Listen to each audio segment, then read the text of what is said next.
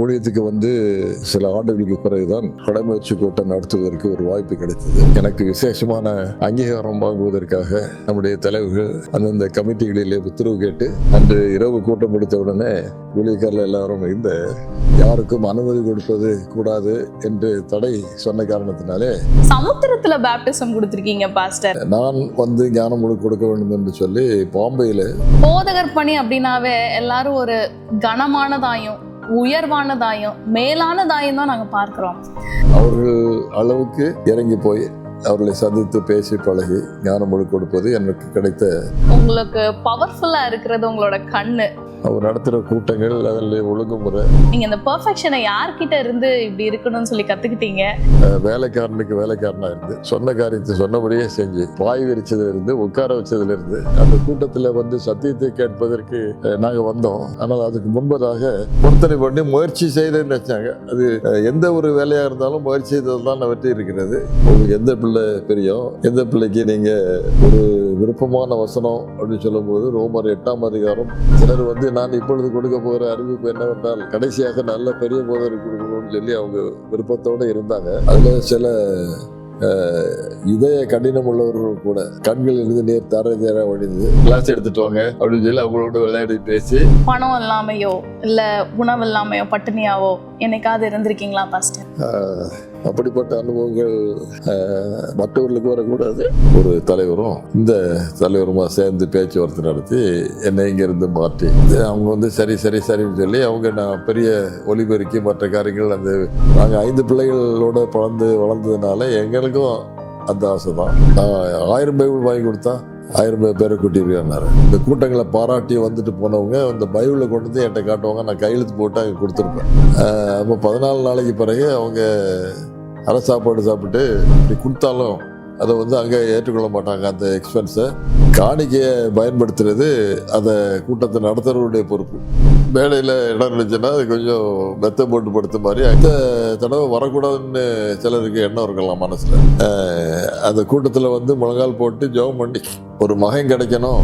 Doctor DGS Dinakaran ஐயா அவரு அங்கே கலந்துட்டாரு.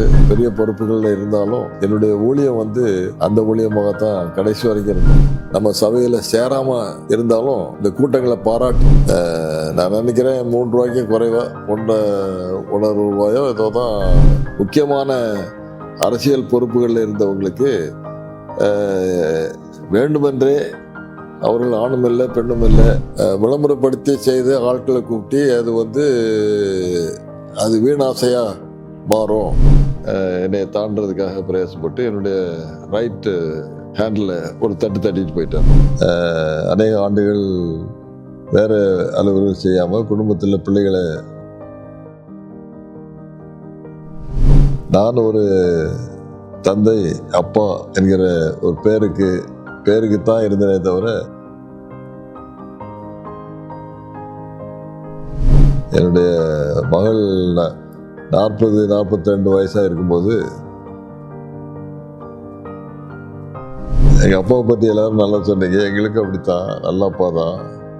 ஆனால் எனக்கு ஒரே ஒரு காரியம் மட்டும் மனசு இருந்துகிட்டே இருக்குது. ஒவ்வொரு காரியங்களையும் செய்கிறதுனால போய் பள்ளிக்கூடத்தில் பழகிறதுனால கோயிலுக்கு போகும்போது வரும்போது பாட்டுகள் அது இது படிக்கிறதுனால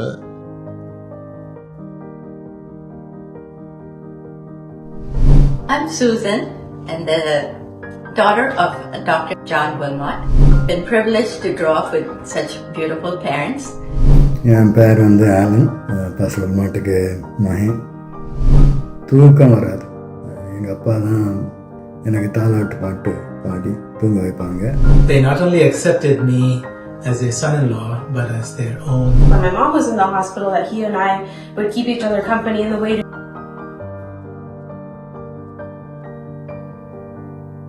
விழுதுகள் நேயர்களுக்கு இயேசு கிறிஸ்துவின் நாமத்தில் உங்கள் ஜாஸ்மின் வாழ்த்துக்களை தெரிவித்துக் கொள்கிறேன்.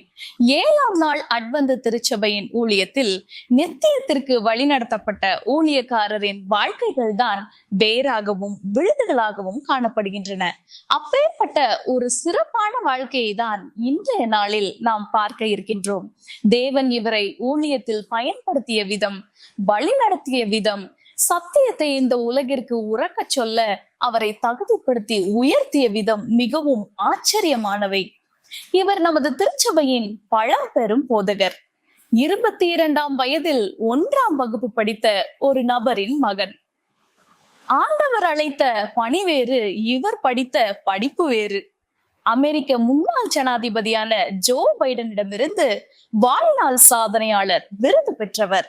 He is none other than our esteemed and beloved pastor, Dr. John Wilmot அவர்கள். இது ஒரு பழங்கதையாக சத்திய வேதத்தில் இடம்பெற்றிருக்கிறது. அநேக தருணங்களில் இது ஒரு பழங்கதை என்று நாம் வாசித்து அப்படியே கடந்து செல்கிற பழக்கம் நம்மிடத்தில் இருந்திருக்கலாம். எத்தனையோ முறை படித்த ஒரு வேத பகுதியாக பலருடைய வாழ்க்கையில் இருந்தாலும் இந்த நாளிலே நாம் ஜெபத்தோடு தியானிக்க போகிற வசனங்கள் என்றுமில்லாத புதுமையுடன் நம்முடைய உள்ளத்தை ஊடுருவி பாயும் சத்தியங்களை ஆவியானவர் நமக்கு கொடுக்க வேண்டும் என்று நான் ஜெபிக்கிறேன். இந்த அன்புள்ள ஆண்டவர் இந்த கதையின் மூலமாக நமக்கு படித்துக் கொடுக்கும் ஒரு விலையேறப்பட்ட பாடம் என்னவென்றால், யாரா இருந்தாலும் சரி அந்த ஆண்டவருடைய அழைப்பின் சத்தத்தை கேட்டு அவர் கண்டுபிடிக்கிறதுக்கு நம்ம ஒப்புக்கொடுத்து அந்த காலடியில் விழுந்த ஆண்டவராக தாண்டி வந்த பாடலுக்கு நீர் இருக்கிறார் என்பதற்காக நமக்கு ஸ்தோத்திரம் சொல்லி அவருடைய காலில் விழுந்தா அவருக்கு சந்தோஷம். எங்க விட மாட்டார். இன்னைக்கு இந்த நேரத்தில் ஒருவேளை நான் பாடுறேன் என்னை பிடிக்க முடியாது நினைச்சாலும் அவர் வந்துட்டே இருக்காரு. நேரடி கண்டுபிடிக்க மட்டும் நம்மை கொண்டு வந்து இந்த கூட்டத்தில் சேர்த்திருக்கிறது அந்த நோக்கத்திற்காக இருக்கலாம். ஆண்டவருடைய ஆசீர்வாதம் அவருடைய பிள்ளைகளாகி நமக்கு அதிகமாக தேவை. தேடி கண்டுபிடிக்க மட்டும் விடாமுயற்சியாவது கடைசி மட்டும் கைவிடாமல். Hearty welcome to you, Pastor. Please feel at home. Pastor, நாங்க வேதத்துல வாசிக்கிறோம், நீங்கள் உலகமெங்கும் போய் சர்வ சிருஷ்டிக்கும் சுவிசேஷத்தை பிரசங்கியுங்கள் என்று. நீங்க சுவிசேஷத்தை பிரசங்கிக்க முதலாக வந்த இடம் நான் பிறந்து வளர்ந்த ஊரான மதுரை மாநகரம். அதிலும் குறிப்பாக ரொம்ப ஸ்பெஷலா நீங்க நான் போற சபைக்கு தான் முதலா பாஸ்டரா வந்திருக்கீங்க. அதுவே எனக்கு ரொம்ப மகிழ்ச்சியாகவும் பெருமையாகவும் இருக்கு பாஸ்டர். நீங்க முதலா மதுரைக்கு வந்த அனுபவம் பத்தி சொல்லுங்களேன். நான் அங்கு வரும்பொழுது வயதில் முதிர்ந்த அனுபவத்தில் நிறைந்த ஒரு நல்ல போதகர் அங்கு இருந்தார். அவர் நான் வருகிற நேரத்தில் அவரை நம்முடைய பகுதிக்கு தலைவராக நியமித்து அவர் அங்கே தங்கியிருந்து அந்த வட்டாரத்தில் உள்ள ஊழியங்களை கவனிக்கிற நேரத்தில் நான் அந்த சபையிலே உதவி போதகராக பணியாற்றி அந்தந்த வாரத்தில் அவரை சந்தித்து பேசி பழகி அவருடைய ஆலோசனையின்படி நடந்து ஒரு ஆண்டு அந்த பயிற்சியை அவரிடத்தில் எடுப்பது எனக்கு மிகவும் பயனுள்ளதாக இருந்தது. ஓகே பாஸ்டர், உங்கள் முதல் அனுபவமே ஒரு ட்ரைனிங், ஒரு பயிற்சி, இன்னும் அதிகமாக லேர்ன் பண்ணிக்கலாம். இதுவும் ரொம்ப அருமையானதாக இருக்குது பாஸ்டர். இன்னொன்று நாங்கள் உங்கள்கிட்ட கேட்கணும். பாஸ்டர்னாவே நிறைய காரியங்கள் செய்வாங்க, ஊழியம் செய்வாங்க. அதில் ரொம்ப முக்கியமானது பாஸ்டர்ஸ் பேப்டிசம் கொடுப்பாங்க. நீங்கள் முதலா எத்தனை பேருக்கு எங்கே பேப்டிசம் கொடுத்தீங்க பாஸ்டர்? நான் ஊழியத்துக்கு வந்து ஒரு சில ஆண்டுகளுக்கு பிறகுதான் எனக்கு பெரிய ஒரு படைமுயற்சி கூட்டம் நடத்துவதற்கு ஒரு வாய்ப்பு கிடைத்தது. சென்னை மாநகரிலே பெரியார் திடல் என்கிற ஒரு இடத்துல 40 நாட்கள் ஒரு தொடர் கூட்டம் நடத்தினோம். அநேக ஆண்டவருடைய பிள்ளைகள் அந்த வட்டாரத்திலே வாழ்ந்தவர்கள் ஆவடி, தொழுவூர், அரக்கோணம் முதற்கொண்டு இங்கு தாம்பரம் தாண்டி எங்கெங்கே சின்ன சின்ன ஊர்கள் இருக்கிறதோ அவைகளிலே இந்த கூட்டத்தை பற்றி விளம்பரம் பண்ணின காரியம் விசேஷமாக இருந்தபடியினால அதை பார்த்து கவர்ச்சிக்கப்பட்டு அநேகர் வந்தார்கள்.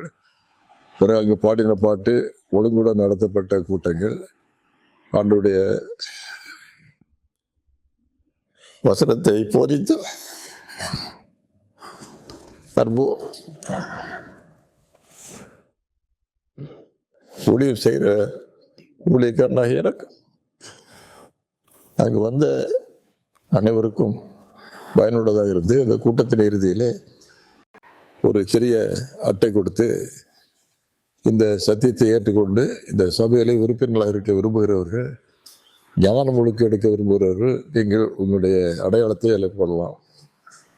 இங்கே ஒரு சிலுவை போட்டு உங்களுடைய பைபிள் நம்பர் அதில் எழுதி உள்ள பைபிளில் வைத்து கொண்டு போகலாம். அன்று இரவு கூட்டம் முடித்த உடனே ஊழியக்காரில் எல்லாரும் இந்த தேடி பார்த்தோம். 64 பேர்கள் முதல் முறையாக ஞானமுழு கொடுக்க ஒரு வாய்ப்பு எனக்கு கிடைத்தது.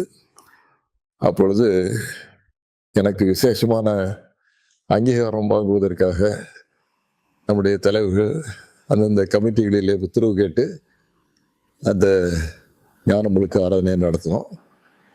மற்ற அனுபவம் வாய்ந்த அபிஷேகம் பண்ணப்பட்ட ஊழியக்காரர்கள் அங்கே இருக்க யாருக்கும் அனுமதி கொடுப்பது கூடாது என்று தடை சொன்ன காரணத்தினாலே அதற்கு பிறகு அபிஷேகம் கிடைக்கும் வரைக்கும் காத்திருந்து அதற்கிடையிலே வந்த ஆத்மாக்களை நம்முடைய சபையில் அபிஷேகம் பண்ணப்பட்ட போதகர்கள் மூலமாக கொடுத்தோம். அது நிரம்ப ஆட்கள் ஆரம்ப காலத்திலேயே கிடைக்கும்.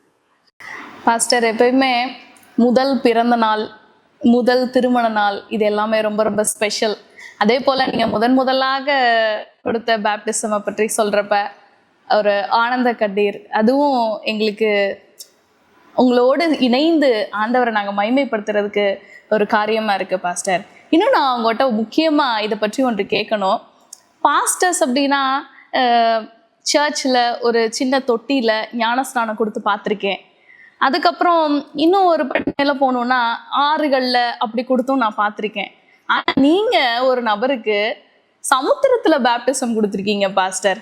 கடல் அலைகளுக்கு நடுவில், அந்த சத்தங்களுக்கு நடுவில் நீங்கள் பேப்டிசம் கொடுத்துருக்கீங்க. எப்படி பாஸ்டர், அது எப்படி அந்த ஃபீல் இருந்தது? எதுவும் பயமாக இருந்ததா? அவர் நம்முடைய சத்தியத்தை தெரிந்து கொண்டு ஞான முழுக்க எடுப்பதற்காக அவர் பொருத்தனை பண்ணி நான் வந்து ஞான முழுக்க கொடுக்க வேண்டும் என்று சொல்லி பாம்பேயில் அவர் தீர்மானம் பண்ணி நம்முடைய சபை ஊழியக்காரர்கள் விசுவாசிகள் எல்லாருமாக சேர்ந்து நான் சம்மதம் தெரிவித்து அங்கே போயிருந்தேன். எனக்கே அது முதல் முறை தான். கொஞ்சம் தண்ணீர் பயம், கடல் அலை பயம் மற்றும் பயங்கள் எல்லாம் இருந்த போதிலும் அங்கு இவர் என்னை உறுதுணையாக இருந்து அவர் கூட்டிக் கொண்டு போய் அவருக்கு நான் ஞானம் முழுக்க கொடுத்து நாங்கள் 2 பேருமாக திரும்பி வரக்கூடிய அந்த ஒரு அனுபவம் எனக்கு மறக்க முடியாத ஒரு அனுபவம். அவர் இன்றைக்கும் சத்தியத்தில் உண்மையாக இருந்து என்னோடு தொடர்பு கொண்டு அவருடைய பிள்ளைகளை எல்லாம் நல்ல முறையிலே வளர்த்து அவருடைய ஆசீர்வாதத்தோடு சாட்சியாக இருக்கிறார். இதுபோன்ற எத்தனையோ குடும்பங்கள் ஆங்காங்கு அவர்கள் விரும்பின விருப்பத்தை நிறைவேற்றுவதற்கு நான் பயணம் செய்து அங்காங்கு போய் அந்த சபைகளிலும் மற்றும் கூட்டங்களிலும் கலந்து கொண்டு ஞான முழுக்கு பெற்று வருவது, கொடுத்து வருவது எனக்கு கிடைத்த ஒரு பெரிய நல்ல அனுபவம். உங்களோட சேர்ந்து இணைந்து ஆண்டவர் அதன் மூலமாக நாங்களும் மகிமைப்படுத்துகிறோம் பாஸ்டர். இன்னொரு ஒரு காரியம், போதகர் பணி அப்படின்னாவே எல்லாரும் ஒரு கனமானதாயும் உயர்வானதாயும் மேலானதாயும் தான் நாங்கள் பார்க்குறோம். ஆனால் இந்த பணியில் கூட கஷ்டங்களும் போராட்டங்களும் அவமானங்களும் இருக்க தான் செய்யுது. நீங்கள் அந்த மாதிரி ஏதாவது அவமானங்களை சந்திச்சிருக்கீங்களா? ஆண்டவருடைய பார்வையில் தான் அது கனமான ஒரு ஊழியம். ஆனால் அவர் தெரிந்து கொண்டு அழைத்து ஈடுபடுத்துகிற ஊழியக்காரர்கள் கடைநிலை ஊழியக்காரர்களை விட, வேலைக்காரர்களை விட தாழ்வான ஒரு நிலைமையிலும் குணநலன்களிலும் இருந்து அவர்களோடு உறவு கொண்டு பழகி பேசி அவர்களை ஆயத்தப்படுத்தினால்தான் அந்த ஊழியத்தின் மேன்மை, மகத்துவம் நிரந்தரமாக அவர்கள் விசுவாசத்தில் நிலைத்திருக்கக்கூடிய தன்மைகள் எல்லாம் வருவதற்கு காரணமாக இருக்கிறது. அதனால் அவர்கள் அளவுக்கு இறங்கி போய் அவர்களை சந்தித்து பேசி பழகி ஞானம் முழு கொடுப்பது எனக்கு கிடைத்த ஒரு பெரிய நல்ல புதிய அனுபவம் என்றே சொல்லலாம். பாஸ்டர், உங்கள் பிரசங்கத்தினால ஈர்க்கப்பட்டவர்கள் அநேகர் இருக்காங்க. அதனால் உங்கள் பிரசங்கத்திலேருந்து சில கேள்விகள் நான் கேட்க போகிறேன். நீங்கள் சில பர்ஃபெக்ஷன் எதிர்பார்க்குறீங்க. பிரசங்கம் ஆரம்பிக்கிறதுக்கு முன்னாடியே மைக் அரேஞ்ச்மெண்ட்ஸ் கரெக்டாக இருக்கணும்னு நினைக்கிறீங்க. காங்கிரிகேஷன் யாரும் அங்கங்கே நடந்துட்டு இருக்கக்கூடாதுன்னு சொல்லி நீங்கள் நினைக்கிறீங்க. ஒருவேளை அப்படி இருந்தால் உங்களுக்கு பவர்ஃபுல்லாக இருக்கிறது உங்களோட கண்ணு. ரொம்ப கனிவாகவும் கண்ணாலேயே பேசுகிறீங்க. ஏதாவது அப்படி முறைச்சி பார்த்தாலே நாங்கள் அது தவறுன்னு சொல்லி புரிஞ்சுக்கிறோம். நீங்கள் எங்களை திட்டவே தேவையில்லை. இதுவும் எப்படி பாஸ்டர், நீங்க இந்த பெர்ஃபெக்ஷனை யார்கிட்ட இருந்து இப்படி இருக்கணும்னு சொல்லி கத்துக்கிட்டீங்க? எப்படி உங்களோட கண்ணை பத்தியும் எங்களுக்கு சொல்லுங்களேன் பாஸ்டர். சிறு வயதிலிருந்தே நான் ஒரு போதவருடைய குடும்பத்தில் வளர்ந்து அவங்க ஊழியம் செய்கிற காரியங்கள் எல்லாம் பார்த்து அவங்க நடத்துகிற கூட்டங்கள், அதில் ஒழுங்குமுறை, அதில் வந்தவங்க போனவங்க எப்படி நடந்துக்கிட்டாங்க, என்னென்ன சீர்குலைவுகள் இருந்துச்சு, சந்தடிகள் இருந்துச்சு, அதை பற்றி யாரும் பொருட்படுத்தாமல் காரியங்களை நடத்திக்கிட்டு இருந்தாங்க. இதெல்லாம் அந்த நேரத்திலேயே என்னுடைய மனதுக்கு புண்படுத்தின ஒரு சில காரியங்கள். பிறகு படிப்படியாக ஊழியத்துக்காக வரணும் அப்படின்னு சொல்லும்போது எனக்கு பயிற்சி கொடுத்தவர்கள் சொன்ன சில அணுகுமுறைகள், என்னென்ன மாதிரி ஒழுங்கோட காரியங்களை நடத்தணும் அப்படின்னு சொன்னது எனக்கு மிகவும் விருப்பமாகவும், அதை கண்டிப்பாக என்னுடைய வாழ்க்கையில் கடைபிடிக்கணும் அப்படின்ற ஒரு காரியத்தை ஆண்டவர் அழுத்த திருத்தமாக சொல்லி கொடுத்துருந்ததுனால நான் போகிற இடங்களில் அந்த ஊழியக்காரர்களுக்கு அதை நல்லா பயிற்சி கொடுத்து, அவருடைய ஒத்துழைப்பு இல்லாமல் இதை நிறைவேற்றிருக்கவே முடியாது. அவங்க எல்லாரும் வேலைக்காரனுக்கு வேலைக்காரனாக இருந்து சொன்ன காரியத்தை சொன்னபடியே செஞ்சு, மைக் வச்சதுலேருந்து, லைட் போட்டதுலேருந்து, இப்போ நாற்காலி அரேஞ்ச் பண்ணதுலேருந்து, பாய் விரிச்சதுலேருந்து, உட்கார வச்சதுலேருந்து சகல காரியங்களும் ஒழுங்கு கிரமமாக நடந்தது.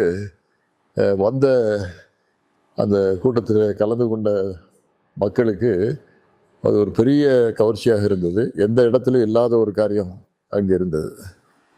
மாத்திரம் இல்லை, இடையில எந்த விதமான சந்தடி காரியங்கள் இல்லாமல் அதை எப்படி நம்ம தவிர்க்கணும், சிறு குழந்தைகள் அழுதாலும் அதை எப்படி கவனிக்கணும், நான் அங்கே இருந்தாலும் அங்கே யாரை வச்சு அதை நான் நடத்தணும் அப்படின்ற காரியத்தெல்லாம் ஒழுங்குபடுத்தி அதை வச்சுருந்த முறையில் என்னுடைய கண்களை பற்றி பொதுவாக அநேகர் சொல்லியிருக்காங்க. நம்முடைய கிறிஸ்தவ சபை வரலாற்றில் ஆரிஜின் என்று ஒரு ஊழியக்காரர் இருந்தார். அவருக்கு ஆண்டவர் கொடுத்தது இந்த கண். அந்த கண்ணினால் அவர் பார்த்ததுனால அவருக்கு என்னென்ன காரியங்கள், அனுபவங்கள், ஆத்மாக்களுடைய மனதிலே பண்ணுற அந்த எண்ணங்கள், அவர்கள் செய்த தீர்மானங்கள், பொருத்தனைகள், இது எல்லாத்துக்கும் இந்த கண்கள் எப்படி பிரயோஜனமாக இருந்ததுங்கிறத நான் ஆரம்ப காலத்திலே படித்து வச்சுருந்தேன்.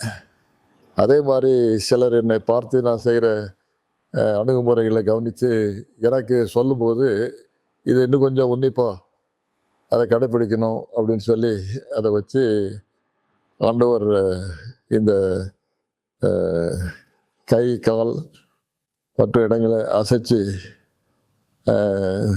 தூண் போல நின்று பிரசங்க பண்ணாமல் எல்லாருடைய உள்ளங்களையும் கவர்க்கத்தை, கண்களை கவர்க்கத்தக்கதாக செய்யணுன்றதுக்கு இந்த பார்வையும் மிகவும் மிகவும் முக்கியமானது என்று இதை வச்சு நான் அதை பயன்படுத்தி கூட்டங்களுக்கு வந்து ஞானமுழுக்கு பெற்று அநேக ஆண்டுகளாக நம்முடைய சபையில் இருந்து சில அனுபவம் வாய்ந்த மக்கள் என்னோட நெருங்கி பழகினவர்கள் பேசும்போது எங்களுக்கு அந்த கூட்டத்தில் வந்து சத்தியத்தை கேட்பதற்கு நாங்கள் வந்தோம். ஆனால் அதுக்கு முன்பதாக அங்கே ஒழுங்குமுறை எங்களை கவர்ந்தது. அதுக்காக நாங்கள் வந்தோம். ஆனால் சத்தியத்தையும் கேட்டோம், ரெண்டும் இசைந்து போனது அப்படின்னு சொல்லி அவங்க அதுக்கு அனுபவம் சாட்சி சொல்லியிருக்காங்க. அதனால் ஊழியக்காரர்களுக்கு எப்பொழுதுமே நான் சொல்லுகிற அடிப்படையான ஆலோசனை, சகலமும் பக்தி விரதிக்கு ஏதுவாக ஒழுங்கும் கிரமமாக நடக்கிறது என்று ஆண்டவர் சொல்லியிருக்காரு. அதனால் நாம் போடுகிற ஆடையிலிருந்து, நாம் தலையை வாரிக்கொள்வதிலிருந்து, பேசுறதிலிருந்து எல்லா காரியங்களும் ஆண்டவருக்கு பிரியமான ஒரு நடத்தையாக இருக்கணும்.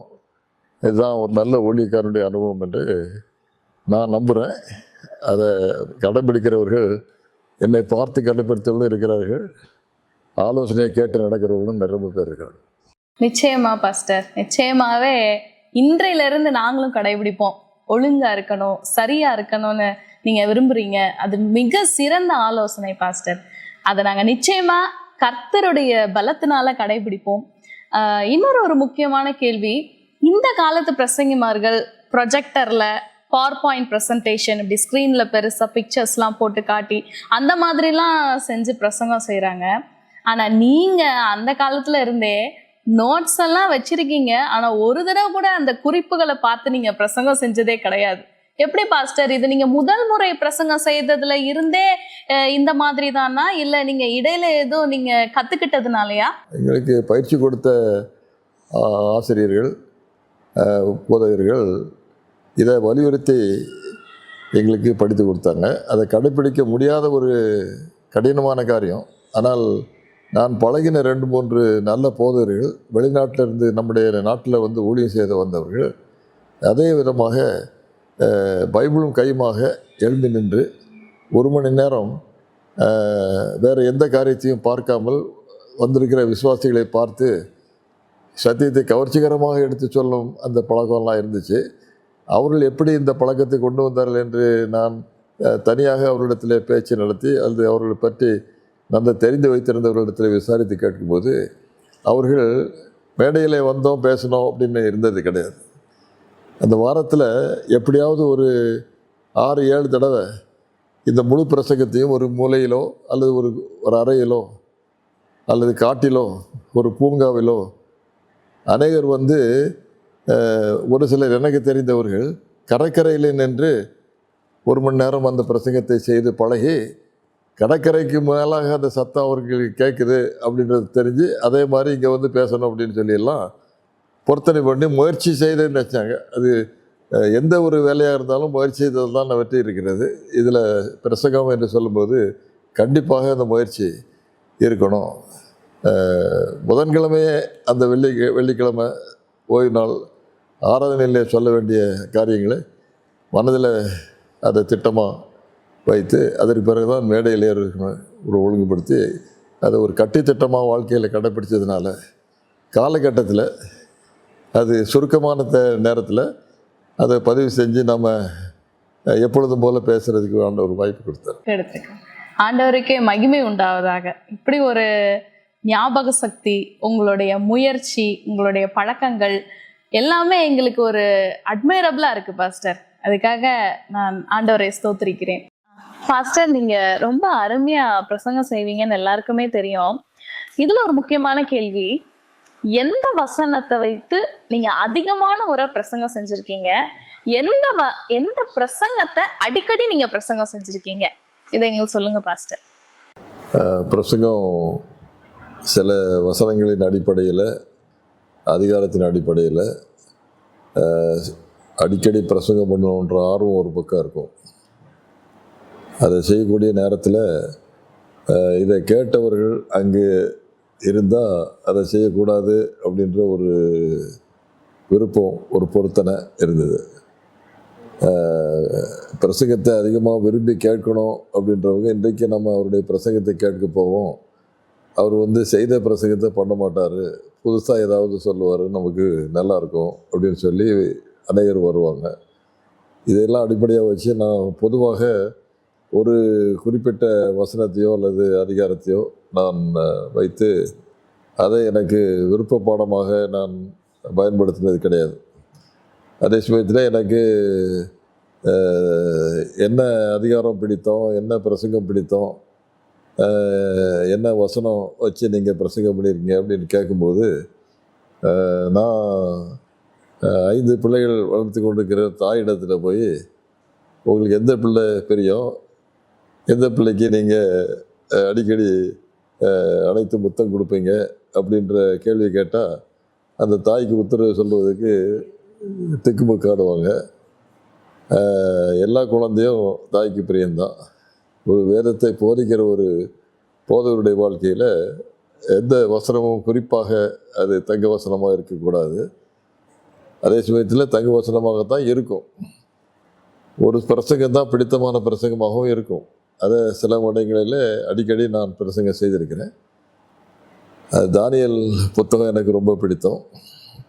அதில் சொல்லப்பட்ட காரியங்கள், அதை பற்றி நான் பிரசங்கம் பண்ணின காரியங்கள் அநேகருக்கு பிடித்தம். அது மாதிரி ஒவ்வொரு பகுதியிலிருந்தும் பிரசங்கம் பண்ணணும் அப்படின்னு சொல்லி பண்ணுவோம்.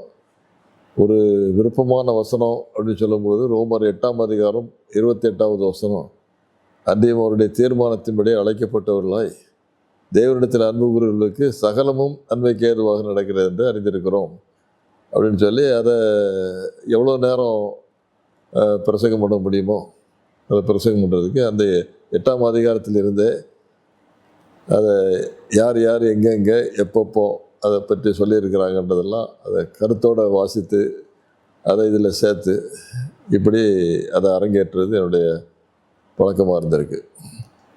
தேவனிடத்தில் அன்பு கூறுகிறவர்களுக்கு எப்பவுமே சகலமும் நன்மைக்கு எதுவாக தான் நடக்கிறது. நான் நிச்சயமா விசுவாசிக்கிறேன். இன்னும் உங்ககிட்ட என்ன கேட்கணும்னு சொன்னா, ஜப கூட்டங்களுக்கு நீங்க போறீங்க, மற்றவங்களுக்கு உதவி செய்கிறதுக்காக நீங்க போறீங்க, ஊழியம் செய்கிறதுக்காகவும் நீங்க போறீங்க. இவைகளுக்கு மத்தியில இந்த பிரசங்கம் தயார் செய்வதற்கான நேரத்தை நீங்க எப்படி கண்டுபிடிக்கிறீங்க? உங்களோட வேத தியான ஜப நேரம் எது? எனக்கு பொதுவாக இரவு நேரங்கள் தான் அதிகமாக நான் பயன்படுத்துகிறது. பகலில் எனக்கு அதிகமான ஓய்வெடுக்கும் நேரமோ ஆயத்தம் செய்யக்கூடிய வசதியோ எனக்கு பொதுவாக இருந்ததில்லை. ஆனால் எல்லா வேலைகளையும் முடித்துட்டு எவ்வளோ பிந்தி நான் வீட்டுக்கு போனாலும் சுருக்கமான நேரத்தில் உணவு அருந்திவிட்டு எவ்வளவுக்கு அதிகமான நேரத்தை ஆயத்தப்படுத்துறதுல பயன்படுத்த முடியுமோ அதுக்காக எப்பவுமே வாழ்க்கை முழுவதும் நான் இன்றைக்கும் அதே பழக்கத்தில் இருப்பேன். அது இந்த புதிய புதிய காரியங்களை கண்டுபிடிக்கிறதுக்கும் பிரசங்கம் செய்கிறதுக்கும் அது மிகவும் உறுதுணையாக இருந்ததுன்றது தெரியும். ஃபர்ஸ்ட் நீங்க 5 நிமிடம் கொடுத்தாலும் அருமையா பிரசங்கம் செஞ்சுறீங்க, 10 நிமிஷம் கொடுத்தாலும் கொடுக்கப்பட்ட டைமுக்குள்ள ரொம்ப பெஸ்டா பிரசங்கம் செஞ்சுறீங்க. எப்படி பாஸ்டர் இது? அது எனக்கு ஒரு பெண் கட்டின முறையில் ஒரு மாமனார் இருந்தாங்க. அவங்க எல்லாம் ஒரு போதகர் தான். அவங்க சொல்லி கொடுத்த ஒரு சின்ன விடுமுறை 10 நிமிஷத்தில் பிரசங்கம் பண்ண வேண்டியதை எழுதிட்டு அதை 10 நிமிஷம் பிரசங்கம் பண்ணால் எப்படி இருக்கும் அதை சிறப்பாக செய்யறதுக்கு பழகி அதை 5 நிமிஷமாக குறைக்கிறது எப்படி அப்படின்னு சொல்லி அதே காரியத்தை அதே கருத்துக்களை எப்படி குறைக்கிறது அப்படின்னு சொல்லி அதை சுருக்கி சுருக்கி சுருக்கி சுருக்கி அவர் நடத்தின சபை ஆராதனைகள், அவருடைய அறிவிப்பு முறை, சிலர் நான் இப்பொழுது கொடுக்க போகிற அறிவிப்பு என்னவென்றால் அப்படின்னு எடுக்கிற நேரம் கூட அவர் அறிவிப்புக்கு எடுக்க மாட்டார்.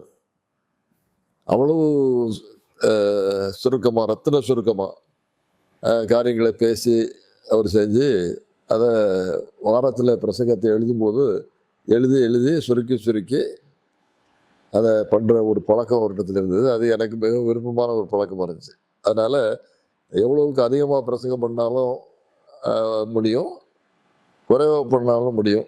ஒரு இடத்துக்கு நான் போயிருந்த போது அவங்க எல்லா நிகழ்ச்சிக்கும் நேரம் எடுத்து முடித்து கடைசியாக நல்ல பெரிய போதர் கொடுக்கணும்னு சொல்லி அவங்க விருப்பத்தோடு இருந்தாங்க. ஆனால் நேரம் பெஞ்சிட்டு, அதனால் நாங்கள் உங்களுக்கு 5 நிமிஷம் கொடுக்க விரும்புகிறோம் அப்படின்னு சொல்லிட்டு அதை நடத்தினவர் சொன்னார். அப்போ நான் சொன்னேன், நேரம் பிந்தி விட்டது என்று சொல்லிவிட்டு என்னிடத்தில் நீங்கள் பிரசங்கம் பண்ணுவதற்காக கொடுத்ததுனால 5 நிமிஷத்தை நான் இன்னும் குறைத்து 3 வார்த்தைகளில் நான் இந்த பிரசங்கத்தை நடத்த விரும்புகிறேன்னு சொல்லி செய்தது எல்லாரும் ஒரு பக்கம் பாராட்டி இன்னொரு பக்கம் அதை மறக்காமல் சொல்லிக்கொண்டே இருப்பாங்க. அது எனக்கும் மனதில் நான் வச்சு செஞ்சால் அது வருகிற கூட்டத்துக்கு சரி இன்னொரு முறை வந்தால் அந்த பிரசங்கத்தை கேட்கலாம் அல்லது அந்த போதரிடத்தில் ஆலோசனை கேட்கலாம், அதனால் இப்போ ஒன்றும் அவசரப்பட வேண்டியதில்லை, கூட்டத்தை நீட்டிக்கொண்டே போக வேண்டியதில்லை அப்படின்னு சொல்லி அதையும் ஒழுங்கு திட்டமாக நடத்துறது எல்லாருக்கும் பிரியமான ஒரு காரியம். சரிங்க பாஸ்டர். அப்புறம் நீங்க வல்லமையா பிரசங்கம் செய்வீங்க, அது எங்களுக்கு தெரியும். அதே நேரத்துல கண்ணீரோடய நீங்க பிரசங்கம் செய்வீங்க. நீங்க பிரசங்கம் செய்யும் போது யாராவது கண்ணீர் விட்டு அழுதுருக்காங்களா? அப்படிப்பட்ட சாட்சிகள் ஏதாவது ஞாபகத்துக்கு வருதா பாஸ்டர்? அது நிரம்ப அனுபவங்கள் இருக்கிறது. அதில் பெண்கள் பிரசங்கத்தை கேட்டு உணர்ச்சி ததும்ப அவர்கள் கண்ணீர் விடுகிறது லகுவான காரியம். அது சாதாரணமாக நம்ம பார்க்க முடியும். பிரசங்கம் பண்ணுகிறவர் எல்லாரும் அப்படிப்பட்ட உணர்ச்சியோடு கண்ணீரோடு பிரசங்கம் பண்ணுற காரியம் குறைவு. என்னுடைய வாழ்க்கையில் இந்த ரெண்டுமே கலந்து அந்த காலத்திலிருந்து இருந்து வந்திருக்கிறது. அதில் சில இதய கடினம் உள்ளவர்கள் கூட உள்ள நெகிழ்ந்து மனது உருகி கண்களிலிருந்து நீர் தர நேராக வழிந்து அழுது ஜெபம் பண்ணி அவர்கள் வந்து ஆண்டவருக்கு ஒப்பு கொடுத்து ஞானம் முழுக்க பெற்ற அனுபவங்கள் எல்லாம் நிரம்ப உண்டு. இது ஊழியத்தின் பாதையில் ஊழியக்காரர்கள் கவனத்தில் வைத்து அதை அழுத்த திருத்தமாக அதை அனுபவத்தில் கொண்டு வர்றது நல்லது அப்படின்னு எனக்கு ஆரம்பத்திலிருந்தே ஒரு விருப்பம், பழக்கம். நல்லது பாஸ்டர். நம்ம வேதத்துல படிக்கிறோம், இயேசுவானவர் மார்த்தாள் மரியாளுடைய வீட்டுக்கு போயிருக்காங்க, பேதுருவின் வீட்டுக்கு போயிருக்காங்க. இப்படி வீடுகளை சந்தித்து அந்த மக்களுக்கு உதவி செய்கிற நேரத்துல உதவி செய்து ஆறுதல் கொடுக்க வேண்டிய நேரத்துல ஆறுதல் கொடுத்துருக்காங்க. அதே போல நீங்களும் நிறைய வீடுகளை சந்திச்சிருக்கீங்க. போனோம், ஜெபம் பண்ணோம், வேதம் வாசிச்சோம், ஆமேன்னு சொன்னோம், நன்றி சொன்னோம், வந்தோன்னு இல்லாம இன்னும் ஒரு மைல் அதிகமா அவங்க கூட போய் அவங்களோட தேவைகளை உற்று நோக்கி கேட்டு அறிந்து அவங்களோட பாரங்களை அவங்ககிட்ட சொல்ற வரைக்கும் நீங்க வெயிட் பண்ணி கேட்டு ரொம்ப புரிஞ்சுக்கிட்டு நடந்திருக்கீங்க. இதனாலேயே உங்களை ரொம்ப பிடிக்குதுன்னு சொல்றாங்க பாஸ்டர். இந்த மாதிரி வீடு சந்திப்பு அனுபவங்கள் அதை பற்றி எங்களுக்கு சொல்லுங்களேன். எனக்கு அதில் நல்ல நல்ல அனுபவங்கள். பெரிய வீடுகளுக்கும் வசதியான குடும்பங்களையும் சந்தித்து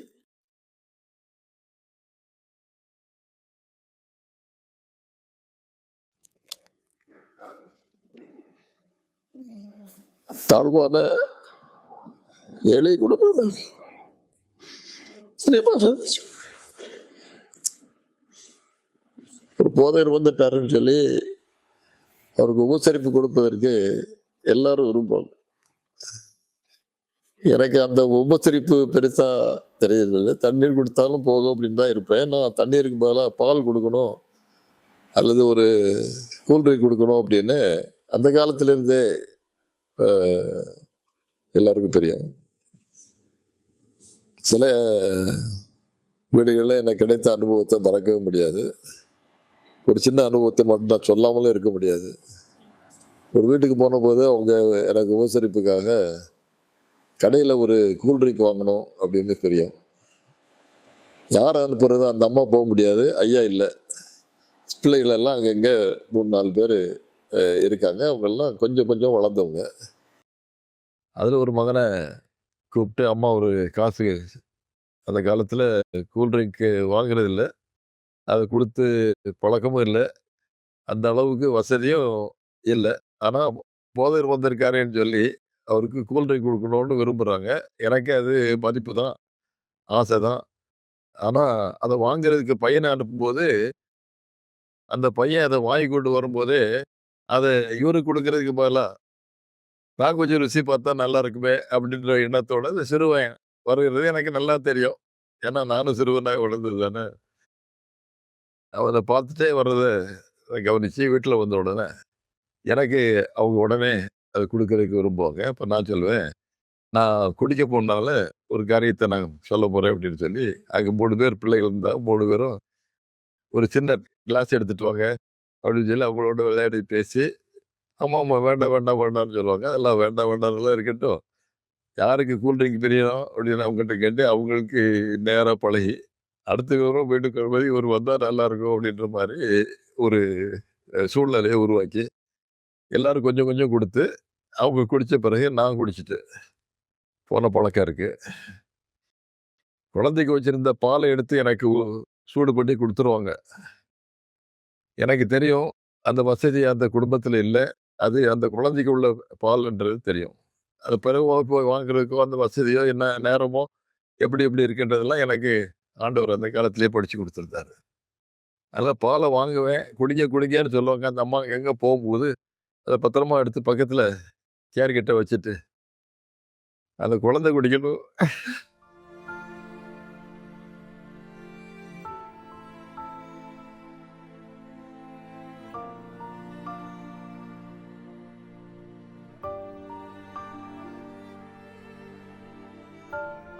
அந்த தாய் கொடுத்து சாட்ஸ், இந்த குழந்தைகள் கொடுத்து சாட்ஸ்.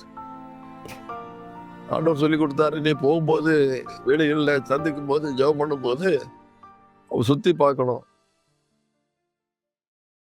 வீட்டின் சூழலை எல்லாத்தையும் 1 நிமிஷத்தில் கவனித்து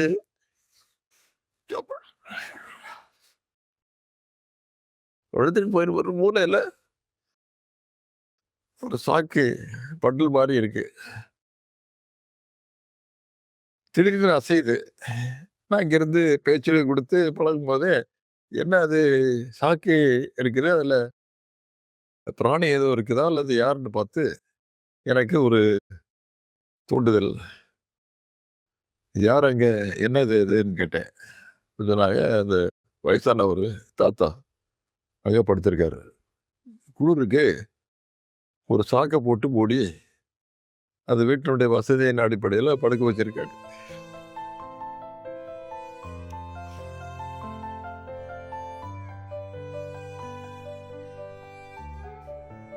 வீடு சொந்த குடும்பத்தை சொல்லுது, ஆண்டவரே இந்த வீட்டினுடைய ஆசீர்வாதத்தினால் நிறைந்திருக்கணும். இது போதார் வந்தார் போனாரு, ஜெபம் பண்ணாரு, அவர் ஏதோ கையில கொடுத்தாரு வச்சாருன்றதெல்லாம் இல்லை, குறைவில்லாமல் இருக்கணும் அப்படின்னு சொல்லி ஜெபம் பண்ண ஜெபத்துக்கு படியாக இத்தனை ஆண்டுகளுக்கு பிறகு இன்றைக்கு அந்த குடும்பத்தையோ குடும்பத்தின் சந்ததிகளையோ நான் பார்க்கும்போது அவங்க ஒரு பெரிய விருந்து வைக்கலாம். அந்த அளவுக்கு ஆண்டவர் எல்லாரையும் ஆசீர்வதித்து மேன்மையாக வைத்திருக்கிறார். நல்ல வீடு சந்திப்பிலிருந்து பிரசங்கம் பண்ணுறதுலேருந்து எல்லா காரியங்களிலும் நாம் கவனமாக இருந்தால் தான் அந்த ஊழியக்காரன்ற ஒரு பேரை நாம் காக்க முடியும், அந்த பேரை நம்ம எடுக்க முடியும். அந்த மாதிரி இருக்கிறது இல்லை, எனக்கு ரொம்ப பிரியம். கொஞ்சத்தில் உண்மையா இருந்தாய், உன்னை அநேகத்தின் மேல் அதிகாரியா வைத்தேன்னு சொல்லப்பட்டபடி நீங்க உங்களுக்கு கொடுத்த சின்ன சின்ன ரோல்ல ரொம்ப உண்மையா இருந்திருக்கீங்க பாஸ்டர். அதான் ஆண்டவர் உங்களை அநேகத்தின் மேல அதிகாரியா வைத்திருக்கிறாங்க. ஆண்டவருக்கு நன்றி. பாஸ்டர், நீங்க உங்களுடைய குடும்ப பின்னணி எல்லாவற்றையும் பார்க்கும்போது நீங்க ஒரு ஏழ்மையான குடும்ப பின்னணியிலிருந்து வந்திருக்கீங்க. ஆனா இந்த ஊழியத்திற்கு வந்த அப்புறம் கூட ஒரு பணம் இல்லாமையோ இல்லை உணவு இல்லாமையோ பட்டினியாவோ என்னைக்காவது இருந்திருக்கீங்களா பாஸ்டர்? அப்படிப்பட்ட அனுபவங்கள் மற்றவர்களுக்கு வரக்கூடாது. அது ஆரம்ப காலத்திலேயே எனக்கு வந்ததற்காக அதை அனுபவிப்பதற்கு அந்த ஒரு திறமை கொடுத்ததற்காக நான் அவருக்கு நன்றி உள்ளவனாக இருக்கேன். ஊழியத்துக்கு வந்த மாத்திரத்தில் தனிமையாக ஊழியம் செய்யக்கூடாது, திருமணம் முடித்துக் கொள்ள வேண்டும் என்று என்னுடைய தந்தை ஒரு ஊழியக்காரராக நம்முடைய சபையிலே பணியாற்றினதுனால அவருடைய விருப்பத்தின்படி நான் திருமணம் முடித்து எதிர்பார்ப்பதற்கு முன்பதாகவே 2 குழந்தைகள் பிறந்து அன்று எனக்கு கிடைத்த சம்பளம் 138 ரூபாய் கிடைத்தது. அதில்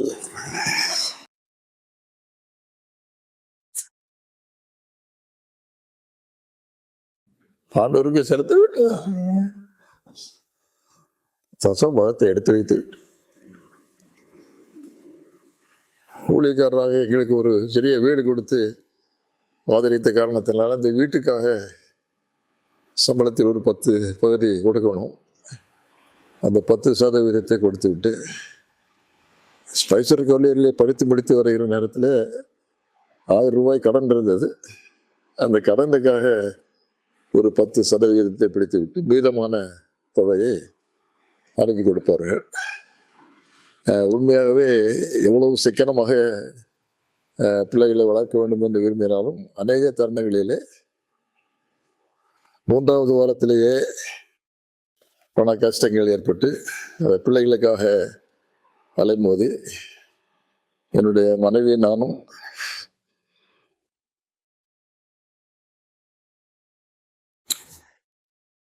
சேர்ந்து ஒத்துழைப்பு கொடுத்து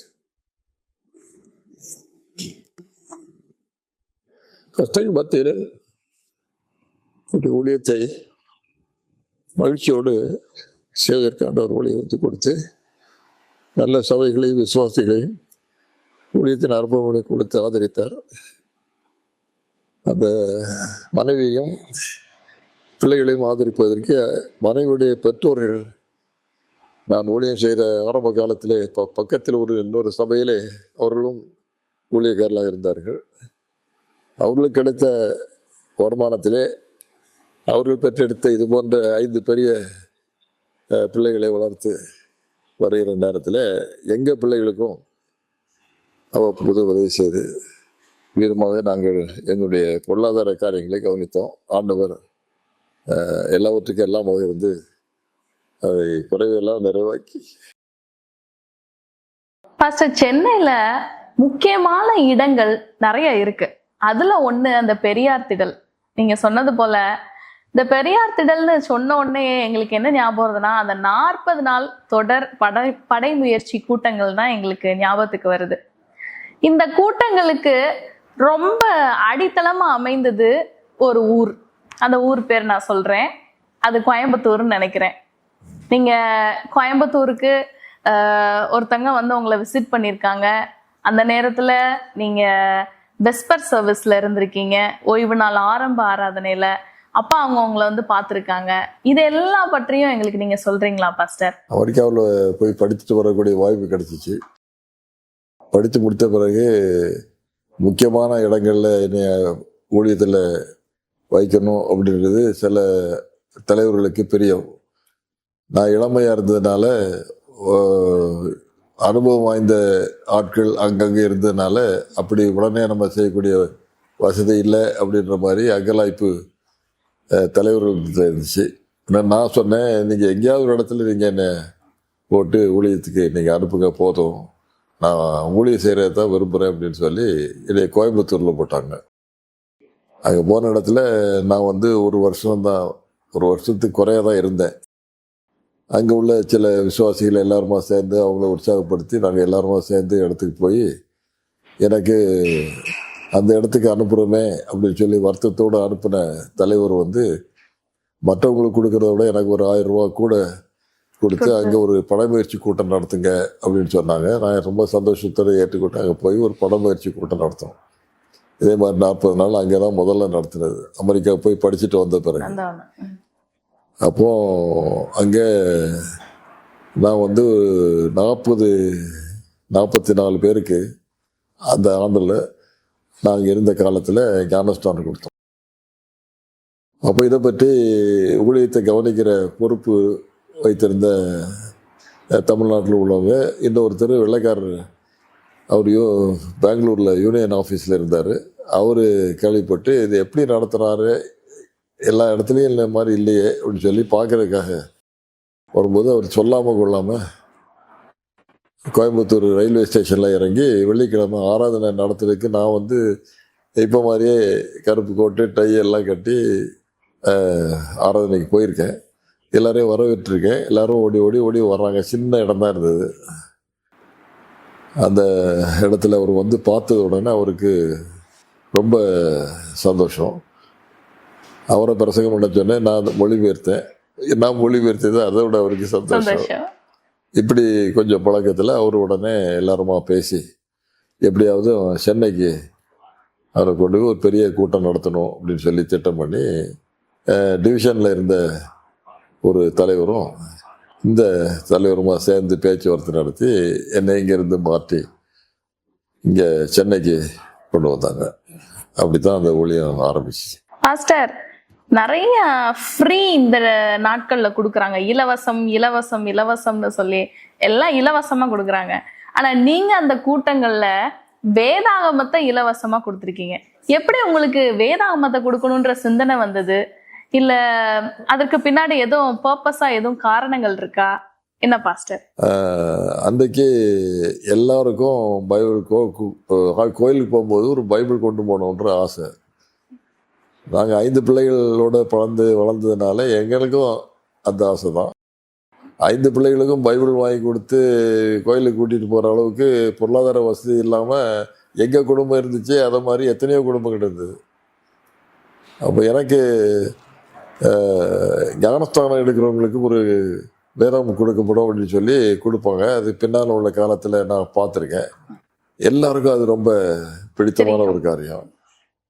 அப்போ என்கிட்ட வந்து இந்த 2 தலைவர்களும் பெரியார் திடலில் ஒரு மீட்டிங் நடத்தணும் அப்படின்னு சொல்லும்போது எனக்கு என்ன காரியம் செய்யணும்னு கேட்டாங்க. எனக்கு நல்ல ஒரு அரங்கம் வேணும், நாற்காலி ஒரு உட்கார்றதுக்கு அவ்வளோ அவசியம் இல்லை, ஆனால் போட்டிங்கன்னா நான் சந்தோஷமாக இருப்பேன். பாதி பேர் வேணாலும் கீழே உட்கார்ற மாதிரி நல்ல வாய் போட்டு வசதி செஞ்சு கொடுத்தா போதும் அப்படின்னு சொல்லி பேசி, ஒரு காரியம் மட்டும் எனக்கு முக்கியமாக தேவை, பைபிள் அவங்க வரும்போது கையில் கொடுத்து அதை படிக்கணும் அவங்க. அப்போது எல்லாத்தையும் அவங்க சரின்னு சொல்லி அவங்க நான் பெரிய ஒலிபெருக்கி மற்ற காரியங்கள் அந்த அமெரிக்காவிலேருந்து இந்த மாதிரி சில வசதிகள்லாம் அவங்க கேட்பேன் அப்படின்னு சொல்லி அவங்க யோசித்தாங்க. அது ஒன்றும் எனக்கு வேண்டாம், இங்கேயே நாங்கள் மைக் சிஸ்டம் வச்சு ஏற்பாடு பண்ணிக்கிறோம் 40 நாளைக்கு அப்படின்னு சொல்லி எல்லாம் பண்ணிட்டு, இந்த பைபிள் மட்டும் வாங்கி கொடுங்கன்னு. எத்தனை பைபிள் வாங்கணும்னு கேட்டாங்க. அப்போது எனக்கு ஆண்டவர் சொன்னார், எத்தனை பேர் வரணும்னு நினைக்கிறீங்களோ அத்தனை பேருக்கு நீங்கள் வாங்கி கொடுத்தீங்கன்னா கூட்டம் நடத்திடுவேன். அப்போது சரி 500 பைபிள் வாங்கி கொடுத்தா 500 பேர் வந்துடுவாங்க, கண்டிப்பாக வருவாங்க, ஆண்டவர் கிருபை செய்வாங்க. நான் அப்படி சொன்ன உடனே அவருக்கு பொறுக்கலை. நான் 1000 பைபிள் வாங்கி கொடுத்தா 1000 பேரை கூட்டிடுவேன்னாரு. 1000 பைபிள் நீங்கள் வாங்கி கொடுங்க, 1000 பேரை கூட்டிடுவேன். ஆபிரகாமுக்கும் ஆண்டவருக்கும் நடந்த உரையாடல் மாதிரி அது மாதிரி உரையாடினாரு. அப்படியே 1500 பைபிள் அவங்க வாங்கி கொடுத்து, அந்த 1500 பைபிளும் கொடுத்து ஆங்கில வேதாவும் தனியாக நடத்தி அதுக்கு தனியாக பைபிள் வாங்கி, இப்படி அந்த பெரியார் திடலில் முதல் தடவை நடத்தும்போது 2500 பேர்கள் அதில் கலந்து கொள்வதற்கான நல்ல வாய்ப்பு வசதி கிடைச்சிது. பிரசங்கம் பண்ணும் போதும் உற்சாகமா எல்லா காரியங்களும் கவனிச்சாங்க. ஒவ்வொரு நாள் கூட்டமும் அந்த 40 நாள் முடியும் மட்டும் ஒவ்வொரு நாள் கூட்டமும் வெற்றிகரமா அமைந்திருக்கு. அது எப்படி அந்த வெற்றி வந்தது? அது இந்த காரியங்கள் எல்லாம் நம்ம கடைபிடித்ததுனால ஒன்று, ஆண்டவருடைய உதவி இருந்தது. சென்னையில் இருந்த அந்த விருப்பத்தோடு கூட்டங்களுக்கு வர்றதுக்கான அவங்களே தேர்ந்தெடுத்து அவங்களே விருப்பத்தோடு வந்ததுனால அதை நிறுத்தலை. அவங்க மற்ற காரியங்களுக்கு அவசரமாக போகிறவங்க 40 நாளுக்கு இடையில எங்கேயாவது போக வேண்டியிருக்கும், அதெல்லாம் அவங்க ஒத்தி வச்சு தொடர்ந்து கேன்சல் பண்ணி இங்கே எப்படியாவது தொடர்ந்து வரணும், இந்த பைபிளை கையில் வாங்கணும். நான் சொன்னேன், இந்த பைபிள் வாங்குறது விசேஷம் இல்லை, இங்கே இந்த பைபிள் வாங்கணும், அதை 40 நாள் நீங்கள் அட்டென்ட் பண்ணி வாங்கணும் அப்படின்னு சொல்லிட்டு, கடைசியில் சிலர் தவிர்க்க முடியாத விதத்தில் 1-2 நாள் வர முடியாமல் ஆயிருப்பாங்க. அப்போ உடனே அதுக்கு விதிவிலக்கெல்லாம் நாங்கள் ரகசியமாக வச்சுருந்து கடைசி நாளில் 10 மீட்டிங்க்கு ஏதாவது காரணத்தினால வராமல் இருந்தாலும் நாங்கள் கொடுத்துருவோம். அளவு கடந்த சந்தோஷத்தோடு எல்லாரும் பைபிள் வாங்கி ஜெபம் பண்ணி வீட்டுக்கு போகும்போது ரொம்ப ஆசீர்வாதமாக இருக்கும். ஒவ்வொரு குடும்பங்களையும் நிச்சயமா அந்த வேதாகமம் அவங்களுடைய எல்லாருடைய வாழ்க்கையும் மாற்றிருக்கும்னு விசுவாசிக்கிறேன் பாஸ்டர். 30-40 ஆண்டுகளுக்கு பிறகு நான் சில இடங்களுக்கு போகும்போது நம்ம சபையில் சேராமல் இருந்தாலும் இந்த கூட்டங்களை பாராட்டி போனவங்க இந்த பைபிளை கொண்டு என்கிட்ட காட்டுவாங்க, நான் கையெழுத்து போட்டு அங்கே கொடுத்துருப்பேன். அது இன்னும் வச்சிருக்காங்க. இதெல்லாம் ஒரு நல்ல மெமரிஸ் பாஸ்டர். நிஜமாவே ஆண்டவர் உங்களுக்கு அந்த ஞானத்தை கொடுத்து அதை சொல்லணும் அப்படின்னு அந்த இடத்துல உங்ககிட்ட பேசியிருக்காங்க. அதற்காக ஆண்டவருக்கு நன்றி சொல்றேன் பாஸ்டர். ஒண்ணு என்னன்னு சொன்னா, இயேசுவானவர் அவங்க சீஷர்களை ஊழியத்துக்கு அனுப்பும் போது, நீங்க வழிக்கு உணவையாவது உடையாவது எதையுமே கொண்டு போகாதீங்க, நான் அவங்கள பாத்துக்குவேன் அப்படின்னு சொல்லி அவங்க சொன்னாங்க. நீங்க படைமுயற்சி கூட்டங்கள் நடத்த போயிருக்கீங்க, உங்களுக்கு உதவியா சில போதகர்கள் வந்திருப்பாங்க, சில ஊழியர்கள் இருந்திருப்பாங்க. எல்லாருமா நீங்க தங்குற இடம், உணவு, அதெல்லாம் எப்படி நீங்க சூஸ் பண்ணீங்க? எப்படி தங்குனீங்க? எப்படி அங்க இருந்தீங்க? எங்க இருந்தீங்க? சபையில் ஒரு ஒழுங்குமுறை இருந்துச்சு. இந்த மாதிரி 40 நாள் 30 நாள் மீட்டிங் நடத்துகிறவங்களுக்கு உதவி செய்கிறதுக்கு அக்கம் பக்கத்தில் இருந்து ஒரு 2 பேர் 6 பேர், இதுக்கு மேலே யாரையும் அனுப்புனதில்லை. நான் நடத்துகிற கூட்டத்தில் 40 பேர் அந்த பெரியார் திடலில் உதவி செய்கிறதுக்கு பல இடங்கள்லேருந்து வந்திருந்தாங்க. அப்போ அவங்களுக்கு வரும்போது குறைவான ஒரு படித்தொகை இருந்துச்சு. நான் நினைக்கிறேன் 3 ரூபாய்க்கு குறைவா 1.5 ரூபாயோ ஏதோ தான் ஒரு நாளைக்கு அவங்க கொடுப்பாங்க சாப்பிட்றதுக்கு. அதை 10 நாள் 14 நாள் ஆன பிறகு அதை பாதியாக குறைச்சிருவாங்க. அதான் அந்த ஒழுங்கு, சபையினுடைய ஒழுங்கு. அப்போ 14 நாளைக்கு பிறகு அவங்க அரை சாப்பாடு சாப்பிட்டு வரணுமா அப்படின்ற கேள்வி என்னுடைய மனசில் இருந்துகிட்டே இருக்கும். வர்றவங்க எல்லாரும் பெரிய வசதியான குடும்பங்கள் இல்லை, ஊழியக்காரர்கள் இல்லை. அவங்க குடும்பத்தில் உள்ள காரியங்களை கவனிக்க முடியாமல் தான் இங்கே வந்திருப்பாங்க. அவங்களுக்கு இங்கே வந்து அரை படி கொடுத்து அப்படி கொடுத்து நடத்துறலாம் எனக்கு அந்த காலத்திலேயே பிடித்தரல. ஆனால் ஆண்டவர் வந்து எனக்கு ஒரு பெரிய வாய்ப்பு கொடுத்தாரு. என்னென்னா, அப்படி கொடுத்தாலும் அதை வந்து அங்கே ஏற்றுக்கொள்ள மாட்டாங்க, அந்த எக்ஸ்பென்ஸை கட் பண்ணிடுவாங்க. அதனால் அதுக்கு என்ன அணுகுமுறை அப்படின்னு சொன்னால், காணிக்கை எடுத்துக்கலாம். காணிக்கையை பயன்படுத்துறது அதை கூட்டத்தை நடத்துறவருடைய பொறுப்பு. அதை எப்படி நிதானம் பண்ணி வீணடிக்காமல் கணக்கு வச்சு செய்யணுமோ அது அவங்ககிட்ட விட்டுருந்தாங்க. அதனால் ஆண்டவர் சொல்லி நாங்கள் ஜெபம் பண்ணி பாட்டு பாடி காணிக்கை எடுக்கும்போது என்னுடைய இதில் வந்து 10 மடங்கு 20 மடங்கு சாதாரணமாக நடத்துகிற கூட்டங்களில் வந்த காணிக்கையோட வரும். அதை வந்து நான் உடனே அந்த காணிக்கை எண்ணி கொடுக்குறதுக்கு ஒரு 10 பேர் ஆயத்தமாக இருப்பாங்க. கூட்டம் முடிஞ்ச உடனே அது 40 நாள் கூட்டத்தில் வந்ததெல்லாம் தேய்ச்சி ஊழியக்காரர்களுக்கு அந்த முழுப்படி கிடைக்கத்தக்கதாக அதை முதல்ல செஞ்சுட்டு, அதுக்கு மேலே அவங்களுக்கு சிலருக்கு செருப்பு சரியாக இருக்காது, சிலருக்கு குடை பிடிச்சிட்டு அந்த மலையில் போக முடியாது, மாற்றுறதுக்கு ஒரு சரியான இது இருக்காது. இப்படிப்பட்ட சில வசதிகளையும் அவ்வப்போது செஞ்சு கொடுத்து போகும்போது நாங்கள் பயன்படுத்தின வாளி கூட அது இது எது இருக்கோ எல்லாமே யார் யாருடைய வீடுகளுக்கு தேவையான பொருள்கள் தான் இருக்கும். அதில் யாருக்கு அது கிடைக்கிறதோ அது ஆண்டவர் பொறுத்ததுன்னு சொல்லி நான் வந்து உற்சாகத்தோட எல்லார்ட்டையும் தாழ்மையாக கேட்டு, எல்லாருக்கும் கிடைக்காது, எல்லாரும் கொடுக்க வசதி இல்லைன்னு சொல்லி என்போட அதை ஏற்றுக்கொண்டு போவாங்க. இப்படி தான் அந்த ஊழியத்தின் காரியங்களை நடத்தினோம். நல்லா பாஸ்டர் தங்குவீங்க? ஹோட்டல் எடுத்து பழக்கமே இல்லை. அந்த கூடாரம் போட்டு கூட்டம் நடத்தினோம்னா அதில் 2 பெஞ்சை சேர்த்து போட்டு அதில் நான் படுப்பேன், நான் படுத்ததுனால மற்ற எல்லாரும் படுப்பாங்க. மேடையில் இடம் இருந்துச்சுன்னா அது கொஞ்சம் மெத்த போட்டு படுத்த மாதிரி அங்கே 10 பேர் பாய் போட்டு படுப்பாங்க.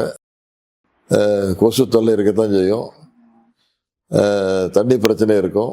நீங்க நிறைய நாள் செய்தித்தாளை வாங்கி கூட நாங்க படுத்து எல்லாம் எழுந்திரிச்சு வந்திருக்கோம் அப்படின்னு சொல்ல கேட்டிருக்கேன். ஆமாம், அந்த மாதிரி வசதி குறைவுகள் இருந்தாலும் அந்த வசதியை கொஞ்சம் கூடுதலாக ஏற்படுத்தி கொடுத்து குளிக்கிறதுக்கோ மற்ற காரியத்துக்கோ ஒரு டவலோ காரியமோ இது எல்லாத்தையும் அவங்க ஏற்பாடு பண்ணி அவங்க எந்த முறுமுறுப்பு இல்லாமல் இருக்கிற வசதியை சந்தோஷமாக ஏற்றுக்கொண்டு கடைசி வரைக்கும் இருந்து, நான் வந்து அதுலேயே கண்டிப்பாக இருப்பேன்.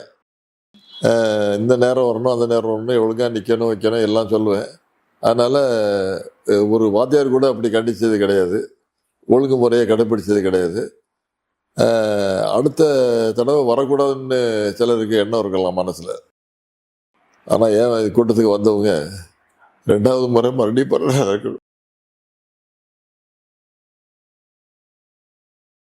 பாஸ்டர், இதுல உங்களோட கூட்டங்கள்ல நிறைய பேருக்கு நிறைய மாறுதல்கள் நடந்திருக்கு, பாவக்கட்டுகள் அறுக்கப்பட்டு போயிருக்கு, அவங்களோட பாவங்களை ஆண்டவர் மன்னிச்சிருக்காருன்னு சொல்லி அவங்க ஒரு நிச்சயத்தோட போயிருந்திருக்காங்க.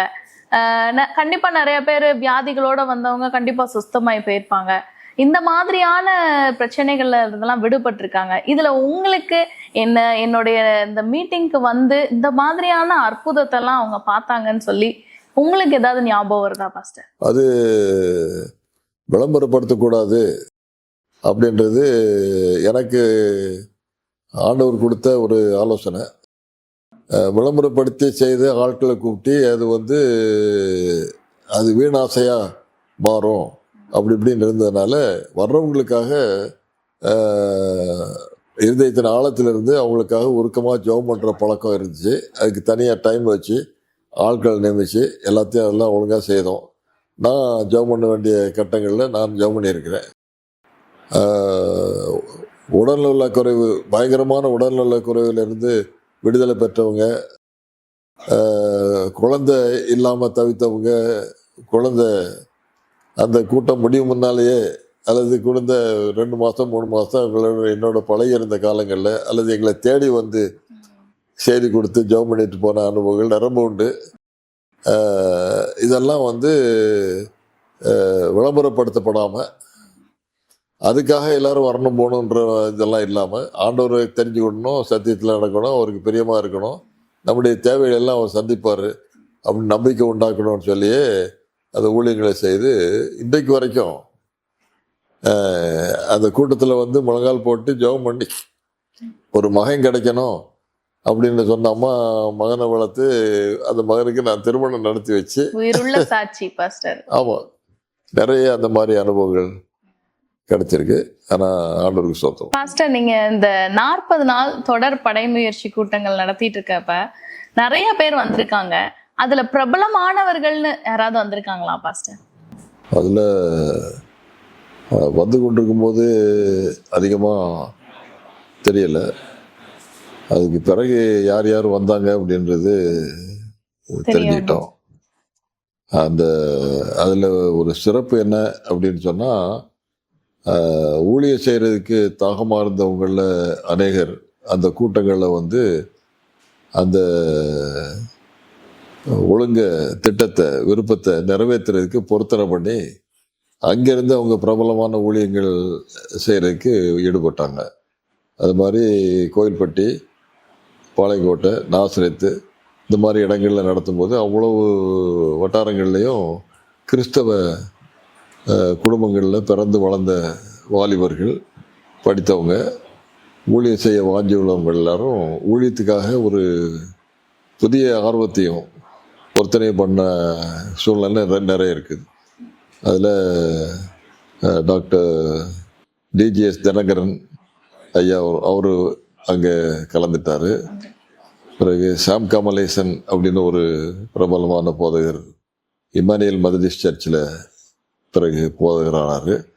அவர் கால்நடை மருத்துவ கல்லூரியில் படிச்சிட்டு இருக்கும்போது ஆண்டவருடைய வசனங்களை அங்கே தங்கியிருந்த கிறிஸ்தவ மாணவர்கள் மூலமாக தெரிந்து கொண்டு ஆண்டவரை ஏற்றுக்கொண்டு வந்து பிறகு ஊழியத்துக்காக ஒப்பு கொடுத்து பிரபலமான ஊழியங்கள் பல இடங்களில் உலகளாவிய ஊழியங்களில் ஈடுபட்டு வந்தார். இது மாதிரி அநேகர், சாம் ஜபத்துறை அப்படின்னு சொல்லி ஒருத்தர் வந்தார். இவங்கெல்லாம் எனக்கு ரொம்ப அறிமுகமானவங்க, கொஞ்சம் என்னை பற்றி நல்லா தெரிஞ்சு வச்சுருக்கவங்க. நான் அதிகமாக அவங்களுடைய காரியங்களில் ஈடுபட்டதில்லை. என்னுடைய காரியங்களை பற்றி உள்ள காரியங்கள்லாம் அவங்களுக்கு நல்லா தெரியும். சூப்பர் பாஸ்டர், நிறைய பேர் வந்திருக்காங்க. இவ்வளோ நமக்கு பரிச்சயமானவர்களும் வந்துட்டு போயிருக்காங்க. ரொம்ப சந்தோஷம் பாஸ்டர். இந்த சமுதாயத்தில் வேண்டாம் என்று நினைப்பவர்கள், இந்த சமுதாயத்தில் வேண்டாம், இவர்களை வேண்டாம் என்று நினைக்கிறவர்கள் நிறைய பேர் இருக்காங்க. ஆனா அவங்கள வேண்டும் என்று நினைக்கிறவர்கள் சிலர். அதுல ஒருத்தங்க நீங்க. எப்படி சொல்றேன்னு சொன்னா, இந்த டிரான்ஸ்ஜெண்டர்ஸ் என்று சொல்லப்படக்கூடிய திருநங்கைகளுக்கு மத்தியில நீங்க போய் ஊழியம் செஞ்சிருக்கீங்க. அது எப்படி அவங்க கிட்ட ஊழியம் செய்யணும், அவங்களும் ஆண்டவருடைய அன்பை தெரிஞ்சுக்கணும்னு எப்படி உங்களுக்கு தோணுச்சு பாஸ்டர்? பைபிளில் தடவையாகிலும் ஆண்டவரை கண்டுபிடிப்பார்கள் அப்படின்னு சொல்லி 1-2 உதாரணங்கள், எடுத்துக்காட்டுகள் இருக்கு. அதே மாதிரி கந்தகாய மந்திரி இந்த மாதிரி சில சம்பவங்கள் எல்லாவற்றையும் பார்க்கும்போது அந்த காலத்தில் வந்து முக்கியமான அரசியல் பொறுப்புகளில் இருந்தவங்களுக்கு வேண்டுமென்றே அவர்கள் ஆணும் இல்லை பெண்ணும் இல்லை அப்படின்ற மாதிரி இருக்கணும் அப்படின்ற ஒரு பொருத்தனை எடுத்து இருந்தவங்களும் இருக்கிறாங்க. அதனால் எனக்கு இவர்களையும் நம்ம வந்து ஆண்டவருடைய இதில் ஏற்படுத்தணும் அப்படின்னு சொல்லி ஆந்திராவில், இங்கே திருநென்ற ஊரில், இங்கே சென்னையில் இந்த ஆட்களுக்காக யார் ஊழியம் செஞ்சிட்ருக்காங்களோ அவங்க கூட சேர்ந்து இந்த ஊழியத்தை ஊக்கப்படுத்தி செய்யக்கூடிய அனுபவங்கள்லாம் இருந்திருக்கு. இன்றைக்கு வரைக்கும் அந்த திருநென்ற ஊரில் பார்வையை இழந்தவங்களுக்காக செய்த ஒரு சிறு ஊழியத்தை ஆண்டவர் ஆசீர்வதித்து அதிலிருந்து ஒருத்தரை திறமையாக பாடக்கூடிய ஒருவரை தேர்ந்தெடுத்து அவர் பாடின ஒரு பாட்டு இப்போ பெரிய விளம்பரமாக வந்து அதிலிருந்து அவருக்கு இன்றைக்கு வரைக்கும் ஒரு பெரிய ஒரு ஒரு ஊதியம் கிடைக்கிற மாதிரி ஒரு அளவுக்கு அவர் முன்னேறி அநேகரை அதே மாதிரியாக அவர் நடத்தி வச்சிருக்காங்க. அது யாருன்னு சொல்ல முடியுமா? ஜான் கேஸ்ட்னு ஒரு போதகர் இருந்தார் நம்ம சபையில். ஆமா, அவர் தான் அவருக்கு இந்த பக்கவாத்தியெல்லாம் வாசித்து இது பண்ணி அரங்கேற்றினது. Okay okay. அது வரைக்கும் நாங்கள் சபைகளில் போய் பாட்டு பாட அப்படி அறிமுகமாகி தான் இருந்தாங்க. அது பிறகு இதுல இருந்து வந்து இன்றைக்கு வரைக்கும் அவர் வந்து ஆரம்பத்தை பற்றி ஒரு வார்த்தை சொல்லுவார், என்னுடைய தொடர்பு பற்றி ஒரு வார்த்தை சொல்லுவார். ஒரு நல்ல ஒரு மனுஷன் அவர். ஊழிய பாதை மிகவும் அருமையாக இருந்திருக்கிறது பாஸ்டர். இன்னும் போக உங்களை வாகை குளத்து மன்னன்னு சொல்லலாம். வாகை குளத்து மன்னன் தலைவராக வாகை சூடியது எப்போது? ஆமா, அதில் பைபிளில் ஒரு வசனம் இருக்கு, எப்ராத்தா என்னப்பட்ட பெத்லகேமே, இஸ்ரவேலை ஆளப் போகிறவர் உன்னிடத்திலிருந்து புறப்பட்டு வருவார்னு சொல்லி அங்கே இருக்கு. அந்த எப்ராத்தா என்னப்பட்டது அந்த வட்டாரத்தில் வந்து அநேக கிராமங்களுக்கு பேர் வந்து எப்ராத்தான்னு இருந்தது.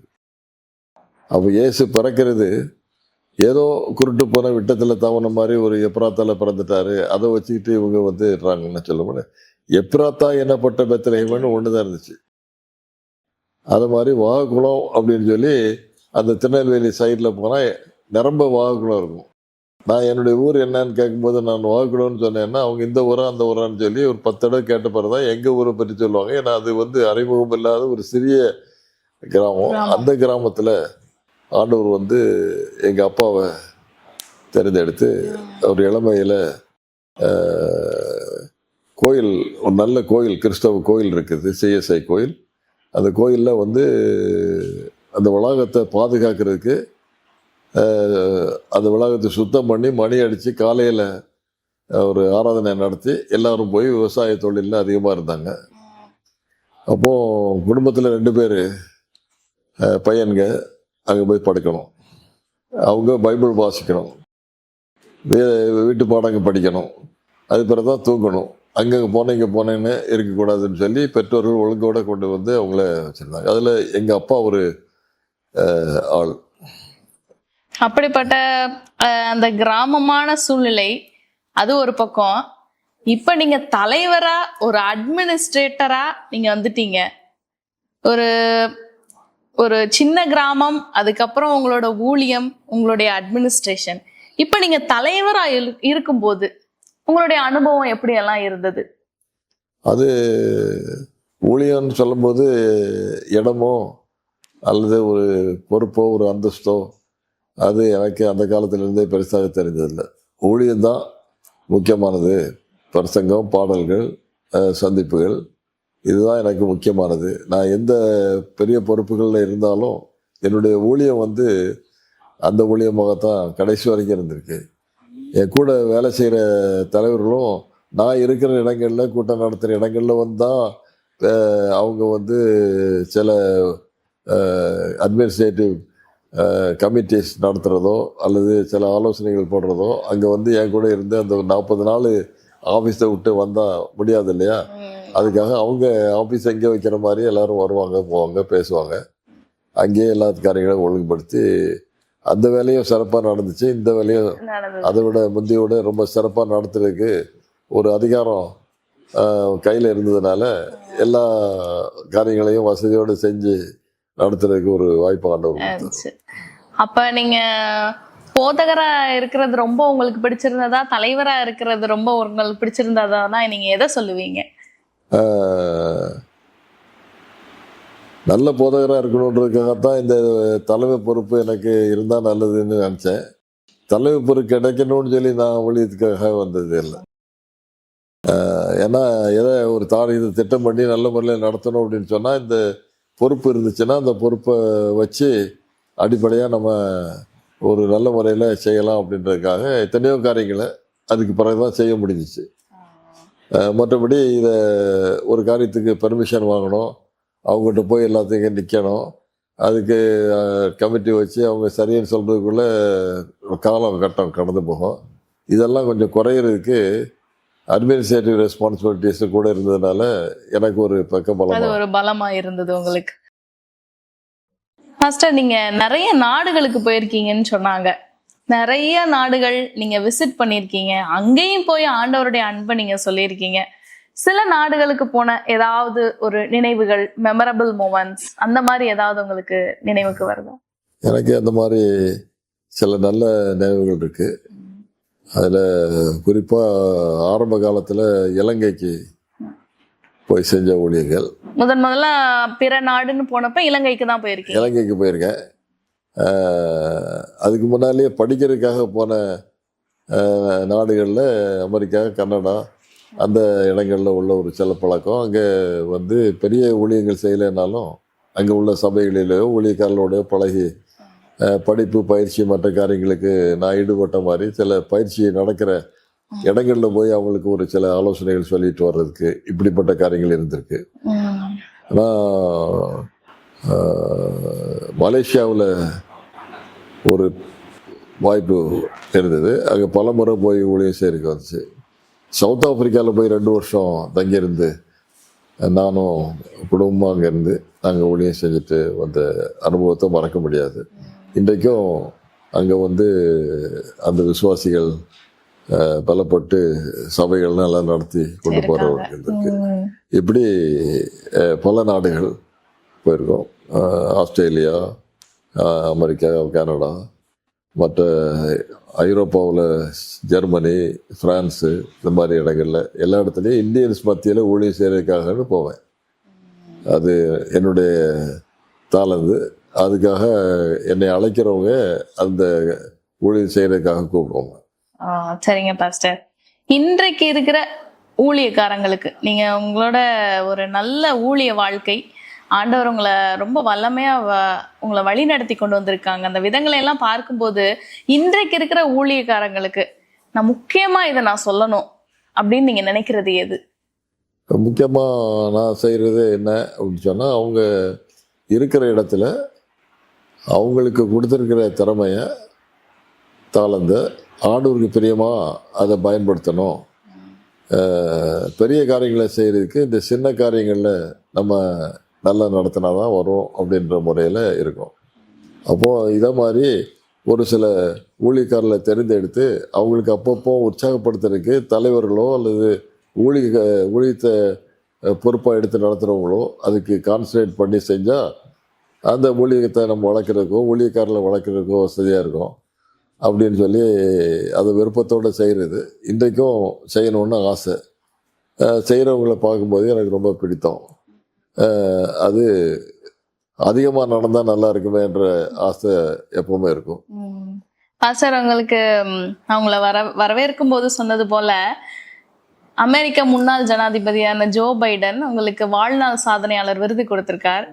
ஆனா நான் நிச்சயமாக சொல்லுகிறேன், நீங்க பரலோகம் போகும்போது ஆண்டவர் மிகப்பெரிய பரிசை, மிகப்பெரிய விருதை நிச்சயமாக கொடுப்பார். பாஸ்டர், நிறைய படைமுயற்சி கூட்டங்கள் நடத்தியிருக்கீங்க. அதுல இந்த ஈரோட்ல நடந்த படைமுயற்சி கூட்டத்துல நீங்க சாயங்காலம் சென்று கொண்டிருந்த பொழுது, வாகனத்துல சென்று கொண்டிருந்த பொழுது உங்களுக்கு சாலை விபத்தாகி பல்லு கூட உடஞ்சிருச்சுன்னு சொல்லி கேள்விப்பட்டோம். அதை பத்தி எங்களுக்கு சொல்றீங்களா பாஸ்டர்? ஒரு கூட்டங்கள் உற்சாகமாக நடந்து கொண்டிருக்கும் போது சாத்தான் யார் அப்படின்றத பேசுறதுக்காக ஒரு நாள், பொதுவாக அந்த சப்ஜெக்ட் பேசுகிற இடங்களில் பேசுகிற நேரங்களில் ஏதாவது ஒரு சின்ன சின்ன தடங்கல்கள் வரும்.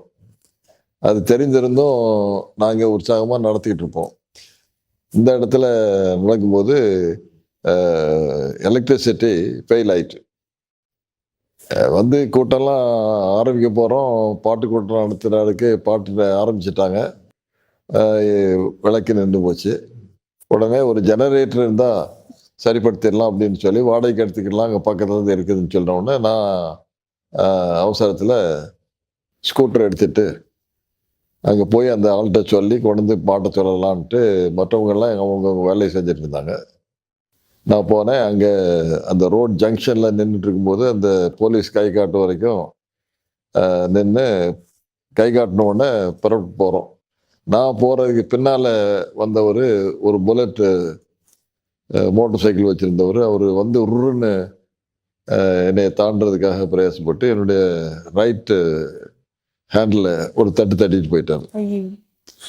அது தட்டின வேகத்தில் நான் அந்த பக்கம் போய் கடைசியில் அங்கேருந்து இங்கே வந்து இந்த இடத்துல கீழே வந்து இப்படி ஸ்கூட்டரோடு விழுந்ததில் இந்த பல் உடனே உடஞ்சிட்டு உடஞ்சி அங்கேயே மயக்காயி அங்கே உடனே வந்தவங்க அங்கே பக்கத்தில் இருந்தவங்களாம் ஸ்கூட்டரை ஒரு இடத்துல வச்சுட்டு ஆட்டோவில் ஊற்றி கொண்டு போய் ஒரு கிளினிக்கில் எனக்கு அவசர சிகிச்சை செய்கிறதுக்காக கொண்டு சேர்த்தாங்க.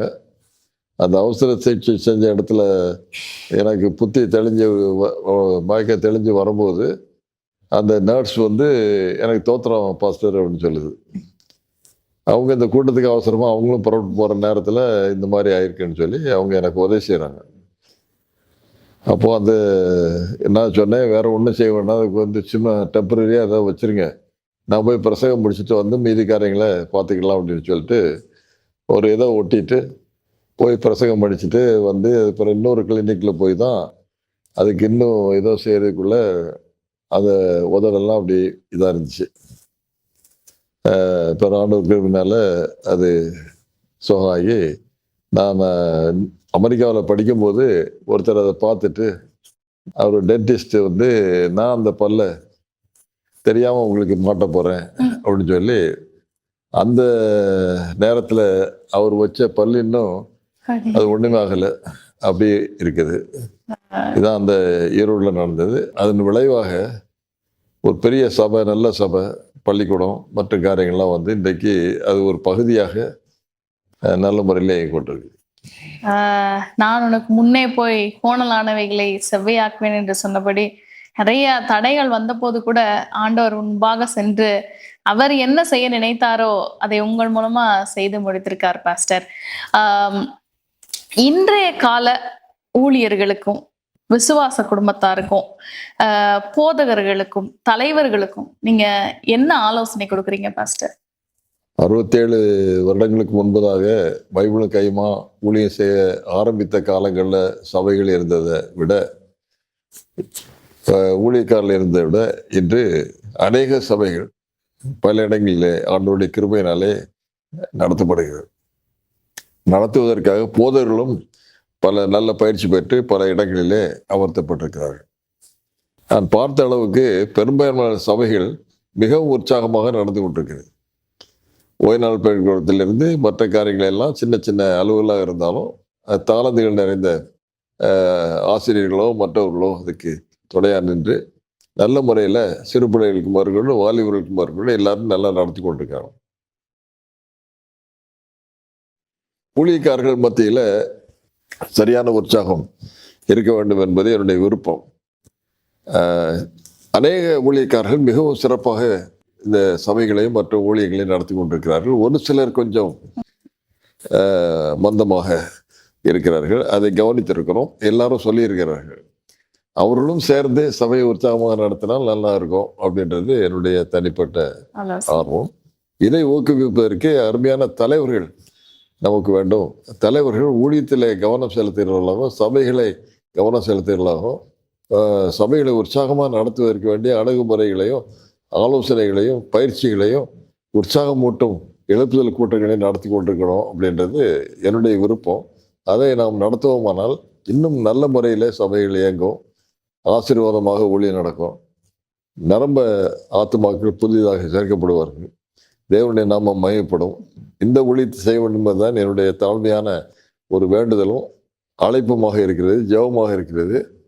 இந்த வயதான நேரத்தில் இந்த ஊழியக்காரனை மதிக்கிறவர்கள், இதை ஊழியத்தை விரும்புகிறவர்கள் ஒத்துழைப்பு கொடுத்து இன்னும் சபையை ஒரு கட்டம் அதிகமாக முன்னேறி செல்லத்தக்கதாக பணிபுரியுமாறு உங்களை அன்போடு நான் கேட்டுக்கொள்கிறேன். நிச்சயமாக பாஸ்டர், உங்களுடைய அடிச்சுவடுகளை கண்டிப்பா நாங்களும் பின்பற்றுவோம். ஆண்டவருக்கு உகந்த பாத்திரமாக நாங்களும் திகழ்வோம். இன்னும் ஒண்ணு உங்ககிட்ட கேட்கணும் பாஸ்டர். நீங்க ஊழியத்துல நிறைய சாதிச்சிருக்கீங்க ஆண்டவருடைய பெரிதான கிருபையினால.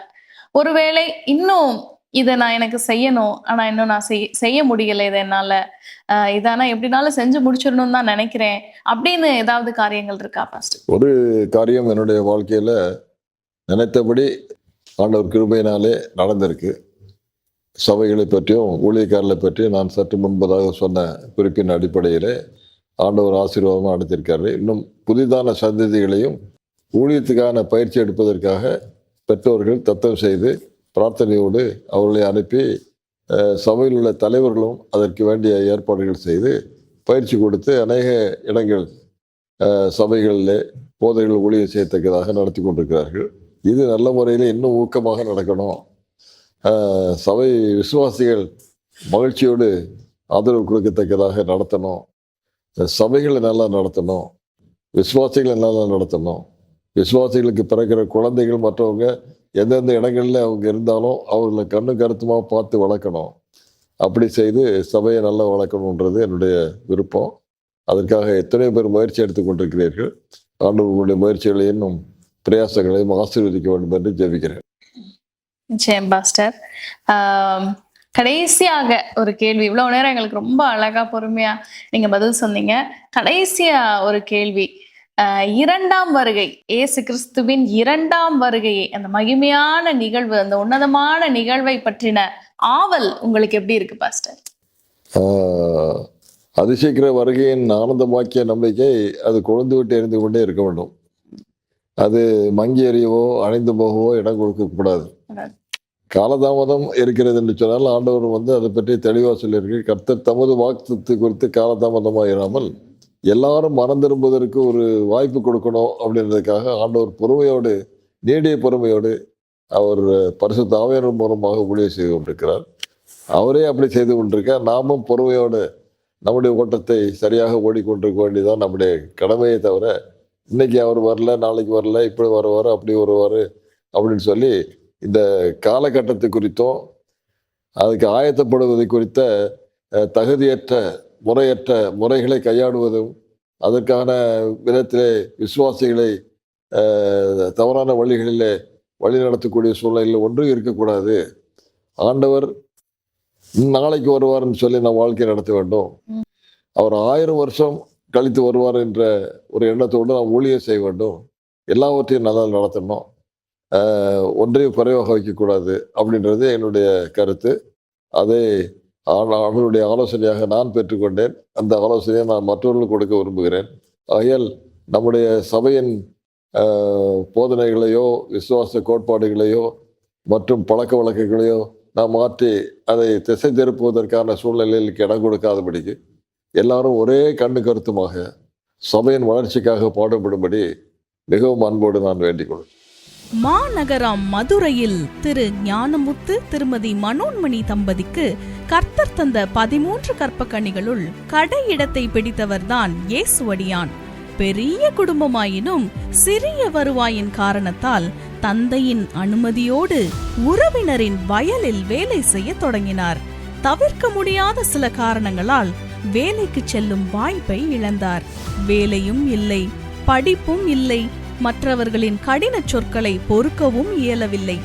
விரக்தியில் தன் கிராமத்தில் உள்ள பள்ளி ஆசிரியரிடம் தன் வருத்தத்தை பகிர்ந்தார். இரக்கமுற்ற ஆசிரியர், படிக்கும்படி எவ்வளவோ கூறினேன், இப்பொழுது அவமானப்பட்டு நிற்கிறாயே. படித்தவன்தான் வாழ்க்கையில் முன்னேற முடியும், மரியாதையெல்லாம் கிடைக்கும் என்று கூறி 22 வயது நிரம்பிய அந்த வாலிபனை பெற்றோர் அனுமதியுடன் 1ஆம் வகுப்பில் சேர்த்துவிட்டார். இயேசுவடியான் திறமை மிக்கவராக இருந்ததால் எளிதில் எழுத படிக்க கற்றுக்கொண்டார். ஆகவே டபுள் ப்ரமோஷன் பெற்று 3ஆம் வகுப்புக்கு சென்றார். 3ஆம் வகுப்பிலும் நன்றாய் படித்து டபுள் ப்ரமோஷன் பெற்று 5ஆம் வகுப்புக்கு சென்றார். பின்பு 8ஆம் வகுப்பு வரை படித்து வெற்றி பெற்றார். எட்டா கனியாக இருந்த கல்வியை இப்போது கற்றுக்கொண்டதால் வேதம் வாசிக்க வேண்டும் என்கிற ஓர் எண்ணம் உதித்தது. ஒவ்வொரு நாள் காலையிலும் பரிசுத்த வேதாகமத்தை வாசித்தார். அதில் அவர் விளங்கிக் கொள்ள முடியாத ஒரு வசனம், ஓய்வு நாளை பரிசுத்தமாய் ஆசரிக்க நினைப்பாயாக என்பதே. இந்த வசனத்தை குறித்து அவர் தகப்பனிடம் வினவினார். அவர் தந்தையோ, இதை குறித்து எனக்கு தெரியாது, நம் கோயில் உபதேசியாரிடம் சென்று கேள் என்று அனுப்பிவிட்டார். உபதேசியாரிடம் கேட்டதற்கு, இதையெல்லாம் கேள்வி கேட்க ஆரம்பிக்காதே, இது பெரியவர்கள் சம்பந்தப்பட்ட விஷயம், மாதத்திற்கு ஒரு நாள் ஆலயத்திற்கு வரும் ரெவரண்டிடம் கேள் என்று சொல்லிவிட்டார். அவரிடமும் சரியான பதில் கிடைக்கவில்லை. ஆறுதல் அடையாமல் மன வருத்தத்தோடு இருந்த இயேசுவடியான் எப்படியாவது ஓய்வு நாளை பற்றி தெரிந்து கொள்ள வேண்டும் என்று விரும்பினார். கடவுள் கிருபையால் இவருக்கு மதுரையில் இன்சூரன்ஸ் கம்பெனியில் வேலை கிடைத்தது. ஒரு நாள் வேலை முடிந்து வீடு திரும்பும் போது வழியில் ஒரு கிறிஸ்தவ தொடர் கூட்டம் நடைபெறுவதை அறிந்து அதில் கலந்து கொண்டார். அங்கு ஓய்வு நாளை பற்றி பிரசங்கங்கள் பிரசங்கிக்கப்பட்டது. அதில் இவருடைய கேள்விகளுக்கு பதில் கிடைத்தது. அந்த கூட்டத்திலேயே இவர் ஞானமுழுக்கு பெற்றார். பின் நாட்களில் சபையில் போதகரானார். அதே சபையை சேர்ந்த ஜெயமணி என்கிற பெண்ணை திருமணம் செய்தார். இயேசுவடியான் ஜெயமணி தம்பதிக்கு தலைமகனாக பிறந்தவர்தான் ஜான் வில்மாட். வேத கதாபாத்திரமான யோவான் ஸ்நானனின் நினைவாகவும் வில்மாட் என்கிற தெய்வ ஊழியரின் நினைவாகவும் இவருக்கு ஜான் வில்மாட் என பெயர் சூட்டினர். வில்மாட் ஏப்ரல் மாதம் 25ஆம் நாள் 1937ஆம் ஆண்டு தமிழ்நாட்டில் உக்கிரன்கோட்டை அருகிலுள்ள வாகை குளத்தில் பிறந்தார். இவருக்கு 3 சகோதரிகளும் 1 சகோதரனும் உண்டு. இவர் பிரகாசபுரம் மற்றும் ஈடி தாமஸ் பள்ளியில் படித்து 1954 முதல் 1958 வரை ஸ்பைசர் கல்லூரியில் இளங்கலை வணிக நிர்வாகம் படித்து BBA பட்டம் பெற்றார். பின்னர் தேவ அழைப்பு கிடைத்தது. நீங்கள் மதுரை மத்திய திருச்சபையில் ஊழிய பயிற்சியாளராக நியமிக்கப்பட்டுள்ளீர்கள் என தெரிவிக்கும் ஒரு தந்தி அவருக்கு தென் தமிழ் மாநாட்டிலிருந்து வந்தது. 1958ஆம் ஆண்டு BBA பட்டம் பெற்ற பின் தமிழ்நாட்டில் மதுரையில் மினிஸ்டீரியல் இன்டர்னாக பணியாற்ற தொடங்கினார். 1964ஆம் ஆண்டு பட்டப்படிப்புக்காக அமெரிக்கா சென்றார். 1966ஆம் ஆண்டு MA பட்டத்துடன் இந்தியா திரும்பினார். கோயம்புத்தூர் மற்றும் சென்னையில் போதகர் மற்றும் சுவிசேஷ பணியை தொடங்கினார். 1972இல் திருச்சியில் வட தமிழ் பிரிவின் தலைவரானார். 1975இல் புது டெல்லியில் வட இந்திய ஒன்றியத்தில் ஊழிய இலாகா காரியதரிசி ஆனார். 1977இல் பூனாவில் தென்னாசிய மண்டலத்தில் இணை ஊழிய இலாகா காரியதரிசி ஆனார். 1979இல் முனைவர் பட்டப்படிப்புக்காக அமெரிக்கா சென்றார். 1981இல் டீமின் பட்டத்துடன் இந்தியா திரும்பினார். மேலும் தென்னாசிய மண்டலத்தில் உதவி செயலாளரானார். 1985இல் வட இந்திய ஒன்றியத்தின் தலைவரானார்.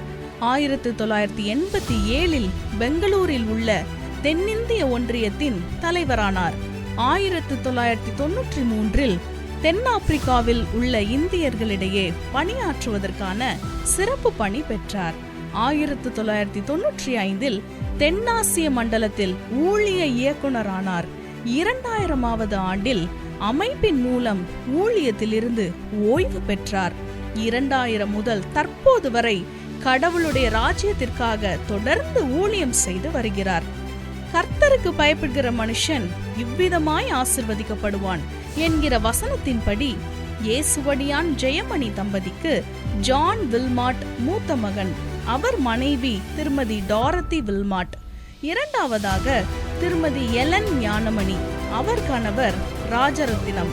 மூன்றாவதாக திரு டேனியல் கோயில்ராஜ், அவர் மனைவி திருமதி ரோஸ்லின். நான்காவதாக திருமதி மேரி தாய் ஹெப்சிபா, அவர் கணவர் திரு பாண்டியன். ஐந்தாவதாக திருமதி லில்லி ராஜம், அவர் கணவர் திரு மோசஸ். உன் பிள்ளைகள் உன் பந்தியை சுற்றிலும் ஒலிவ மரக்கன்றுகளைப் போல் இருப்பார்கள் என்கிற வசனத்திற்கிணங்க தேவன் பாஸ்டர் ஜான் வில்மாட்டை ஆசீர்வதித்தார். பாஸ்டர் வில்மாட் மற்றும் டாரத்தி வில்மாட் அவர்களின் மகன் திரு ஆலன் வில்மாட், அவர் மனைவி திருமதி பர்மிலா ஆலன். பிள்ளைகள் அசோக் ஆலன் மற்றும் பிரிசில்லா ஆலன். பாஸ்டர் வில்மாட் மற்றும் டாரத்தி வில்மாட் அவர்களின் மகள் திருமதி சூசன் வில்மாட், கணவர் திரு ஜெபராஜ் மோசஸ். பேத்தி திருமதி ஜோஅன்னா, அவர் கணவர் திரு ஜர்டி. கொள்ளு பேரன் ஜோஷ்வா. பாஸ்டர், நம்முடைய தமிழர் பண்பாடுல ஒரு வாக்கியம் இருக்கு, வீட்டை கட்டிப்பாரு கல்யாணம் பண்ணிப்பாரு அப்படின்னு. ஏன்னா இரண்டுமே சவாலான ஒரு விஷயம். ஆனா நீங்க உங்களுடைய திருமண வாழ்க்கையும் ஆசீர்வாதமா ஆண்டவர் மாத்திருக்காங்க. குடும்பத்தையும் சரியான பாதையில கட்டி எழுப்பி கொண்டு வந்திருக்கீங்க. வேதத்துல ஒரு வசனம் இருக்கு, உன் மனைவி உன் வீட்டோரங்களில் கனி தரும் திராட்சை கொடியை போல் இருப்பாள் அப்படின்னு. டாக்டர் ஜான் வில்மட் அவர்களுடைய கதாநாயகி மிஸ்ஸஸ் டாரத்தி ஜான் வில்மட் அந்த அருமையாக கனித்தந்த அந்த திராட்சை செடியை பத்தி நாங்களும் தெரிஞ்சுக்கலாமா பாஸ்டர்? அவங்களும் ஒரு ஊழியக்காரருடைய குடும்பத்தில் வளர்ந்தவங்க. அங்கே வந்து ஒரே ஒரு மகன், மற்றவங்கெல்லாம் உடன் பிறந்த சகோதரிகள்.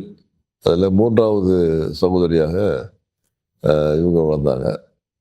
அவங்களுக்கு என்னைய திருமணம் செய்து கொடுத்து எங்களுக்கு 2 ஒரு பையனும் ஒரு பெண் குழந்தையும் பிறந்து அவங்கள வளர்த்து ஆளாக்கி, அதில் மகளுக்கு திருமணம் செய்து கொடுத்த அவர் வந்து ஒரு போதகர். மகனையும் போதகருக்கு படிக்க கொடுத்து ஊழியத்தில் ஈடுபடுத்தி மகனுடைய மகனும் ஒரு போதகராக இருக்கிறதுக்கு அவங்க ஏற்பாடு பண்ணி இப்படி குடும்பத்தின் காரியங்கள் போய்கொண்டிருக்கிறது. ஆண்டவர் அதிகமாக ஆசீர்வதித்திருக்கிறார். வாழையடி வாழையாக தொடர்ந்து போதகர் குடும்பமாக நீங்க வந்துகிட்டு இருக்கீங்க.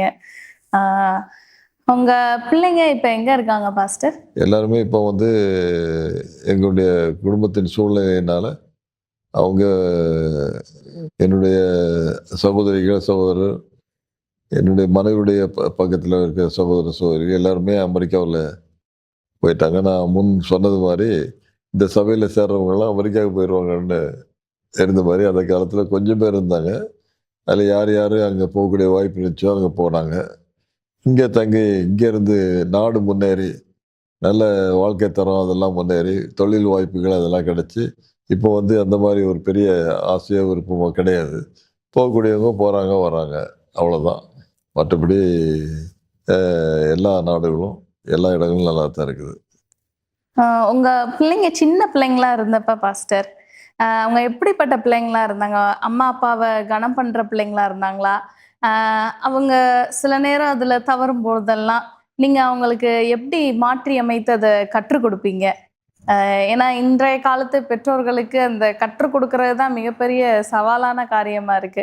அதை நீங்க சொன்னீங்கன்னா நாங்களும் அதை தொடர்ந்து நாங்கள் செய்வோம். அந்த காரியம் வரும்பொழுது ஆண்டவர் எனக்கு கொடுத்த வாழ்க்கை துணை அநேக ஆண்டுகள் வேறு அலுவல்கள் செய்யாமல் குடும்பத்தில் பிள்ளைகளை வழி நடத்தக்கூடிய ஒரு வாய்ப்பு இருந்துச்சு.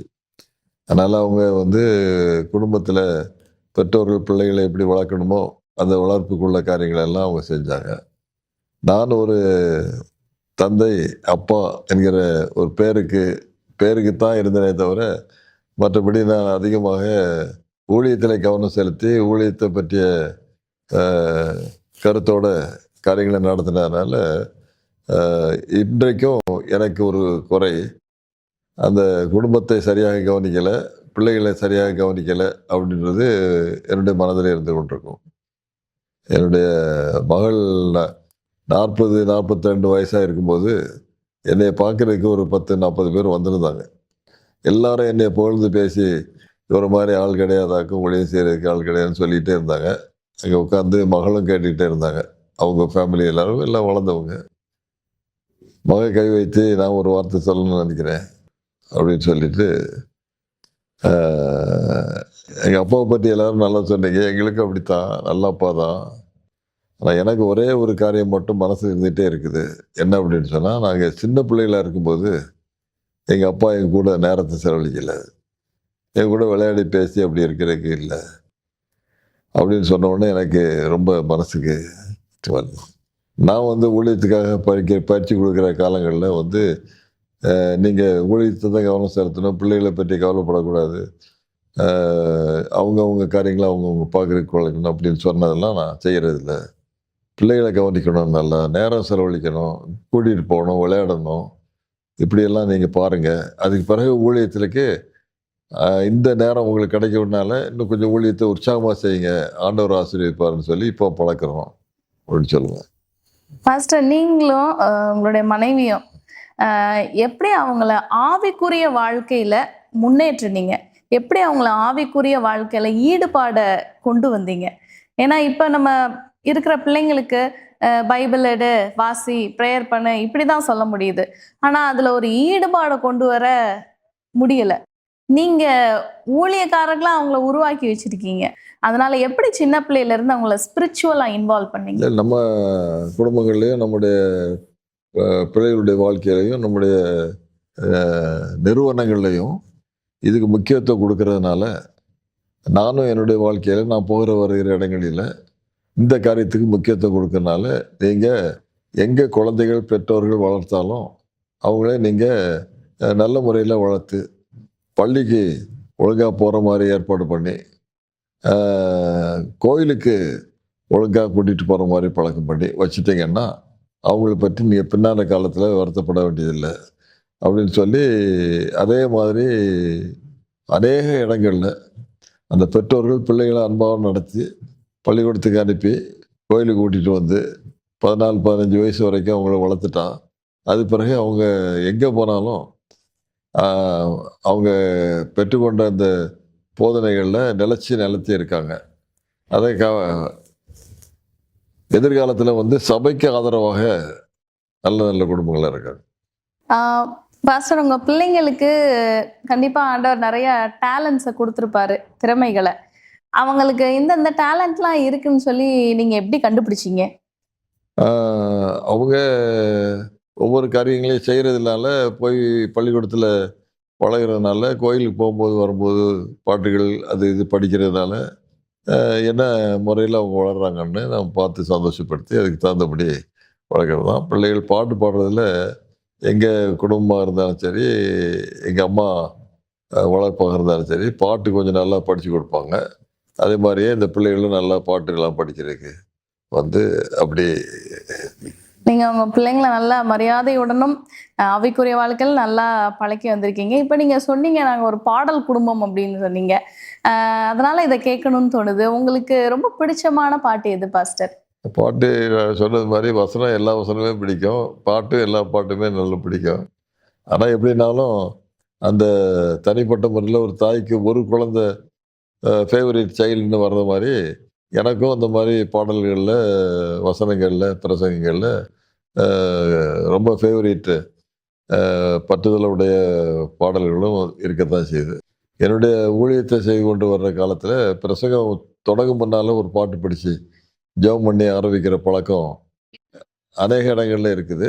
அது மாதிரி நானும் ஒரு 4-5 பாட்டுகளை தேவாவியால் இரக்கமாய் உண்டான வேதமே அதில் பிறந்த போதனை அப்படின்னு சொல்லி பாடிட்டு பைபிளை திறந்து ஜெபம் பண்ணி ஆரம்பிக்கும் போது எல்லாருக்குமே ஒரு உணர்ச்சி வசமாக இருக்கும். நானும் உண்மை பற்றி ரட்சகா வீண் வெட்கமடையேன், பேரன்பை குறித்து ஆண்டவா நான் சாட்சி பகர்வேன் அப்படின்னு சொல்லி அந்த பாட்டு இதெல்லாம் நான் வந்து பாடிட்டு ஒரு ஜெபம் பண்ணி பைபிள் திறந்து போதனை கொடுத்து வருது. அதே மாதிரி ஊழியர்களை செய்கிற காலங்களையும் மற்ற சபைகளில் ஏதாவது பிரபலமாக பாடுற பாடல்கள் இருந்துச்சுன்னா அதை நானும் பாடுறதுக்கு எல்லா பாடல்களையும் ஆதரித்து பாடுறதுக்கு நான் இருப்பேன். அப்போது இந்த நாளின் ஒவ்வொரு நிமிடமும் உம்முடைய நினைவால் என்னை நிரப்ப வேண்டும், என் நாவின் வார்த்தைகள் ஒவ்வொன்றும் பிறர் காயம் ஆற்ற வேண்டும் அப்படின்னு சொல்லி ஒரு அழகான பாட்டு ஐயா பாடியிருக்காரு. அந்த பாடலை நான் அடிக்கடி பாடுவேன். இப்படி அந்த பாடல்கள், பிரசங்கங்கள், ஊழியங்கள், பிள்ளைகள் வளர்ப்பு, பிள்ளைகளை உற்சாகப்படுத்துறது, அதே மாதிரி மற்ற பிள்ளைகள் எல்லாம் நிரம்ப பேரை உற்சாகப்படுத்துறது, இப்படியே வாழ்க்கை. பாஸ்டர், அந்த நீங்க சொன்ன பாடல்கள்ல இருந்து ஏதாவது ஒரு பாடல் 2 வரி மட்டும் எங்களுக்கு பாடி காட்டுறீங்களா பாஸ்டர்? பாட்டு பாடுறது நல்லா தான் இருக்கும். நான் ஒரு சின்ன ஒரு கவி மட்டும் பாடுறேன். நானும் உம்மை பற்றி ரட்சகா வீண் வெட்கம் அடையேன், பேரன்பை கூறி தாண்டவா நான் சாட்சி கூறுவேன், சிலுவை அண்டையில் நம்பி வந்து நிற்கையில் வாழ்வடைந்தேன், எந்த நேரம்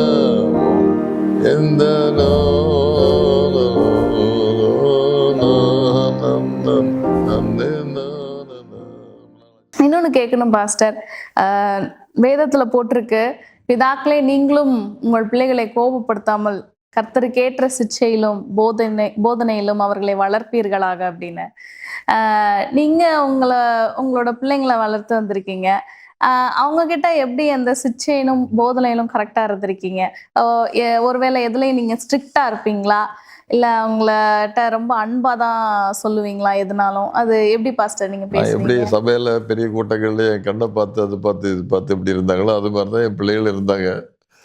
என்னாலும் அவங்களுக்கு எந்த குறை வைக்காம அவங்கள பராமரிக்கிறதுல, அவங்களுக்கு தேவையான காரியங்களை கொடுக்கறதுல, அவங்க அம்மாவை கூட சேர்ந்து ஒத்துழைப்பு கொடுத்து அவங்களுக்கு நேரம் அதிகமாக என்னை விட இருந்ததுனால அவங்களுக்கு வேண்டிய சில சின்ன சின்ன பொருளாதார வசதிகளை ஏற்படுத்தி கொடுத்து, இதை மாதிரி குறைவு இல்லாமல் 2 பேரும் சேர்ந்து வளர்த்தோம் அப்படின்ற மாதிரியே அந்த பிள்ளைகளை வளர்த்துச்சு. I'm Susan, daughter of Dr. and Mrs. John Wilmot, and I've been privileged to grow up with such beautiful parents. I always knew that my dad was special, not that I heard about that at home, but I would see posters posted all over the walls in Chennai announcing the meetings that he would be doing in the evangelistic series. And it always made me proud, and he would preach a lot, he would travel a lot, and a lot of people looked up to him and would always want to talk to him. And so as we grew up, he wasn't home much, but I could always feel his love for me through the prayers he had. And my mother always took good care of us. And when I got my transplants and I was quite ill, my dad and I got very close because he would spend the night with me and constantly remind me of passages in the Bible, promises that God was with me regardless of what the outcome would be. And it really built my faith and my relationship with my dad. So I'm always thankful to my dad for showing me Jesus and for showing me how to live a life on this earth. And I'm Jeba. Over 40 years ago, Dr. and Mrs. Wilmot gave me their blessings so I could marry their daughter, Susan, and it has been one long blessing after another. They not only accepted me as their son-in-law, but as their own son, and it has been a wonderful journey. My father-in-law is a humble man, a man of deep conviction, and a man who walks with God and talks about Him a whole lot.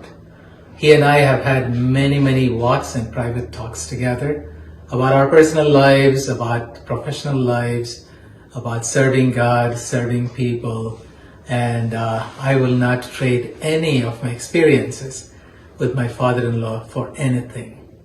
And I want to add that as a result of our union, we have been blessed by our wonderful, delightful daughter, Joanna. She came into our lives, and when it was time for her, she brought our son, Jerry, into our home, into our lives, and that has enriched our lives so much.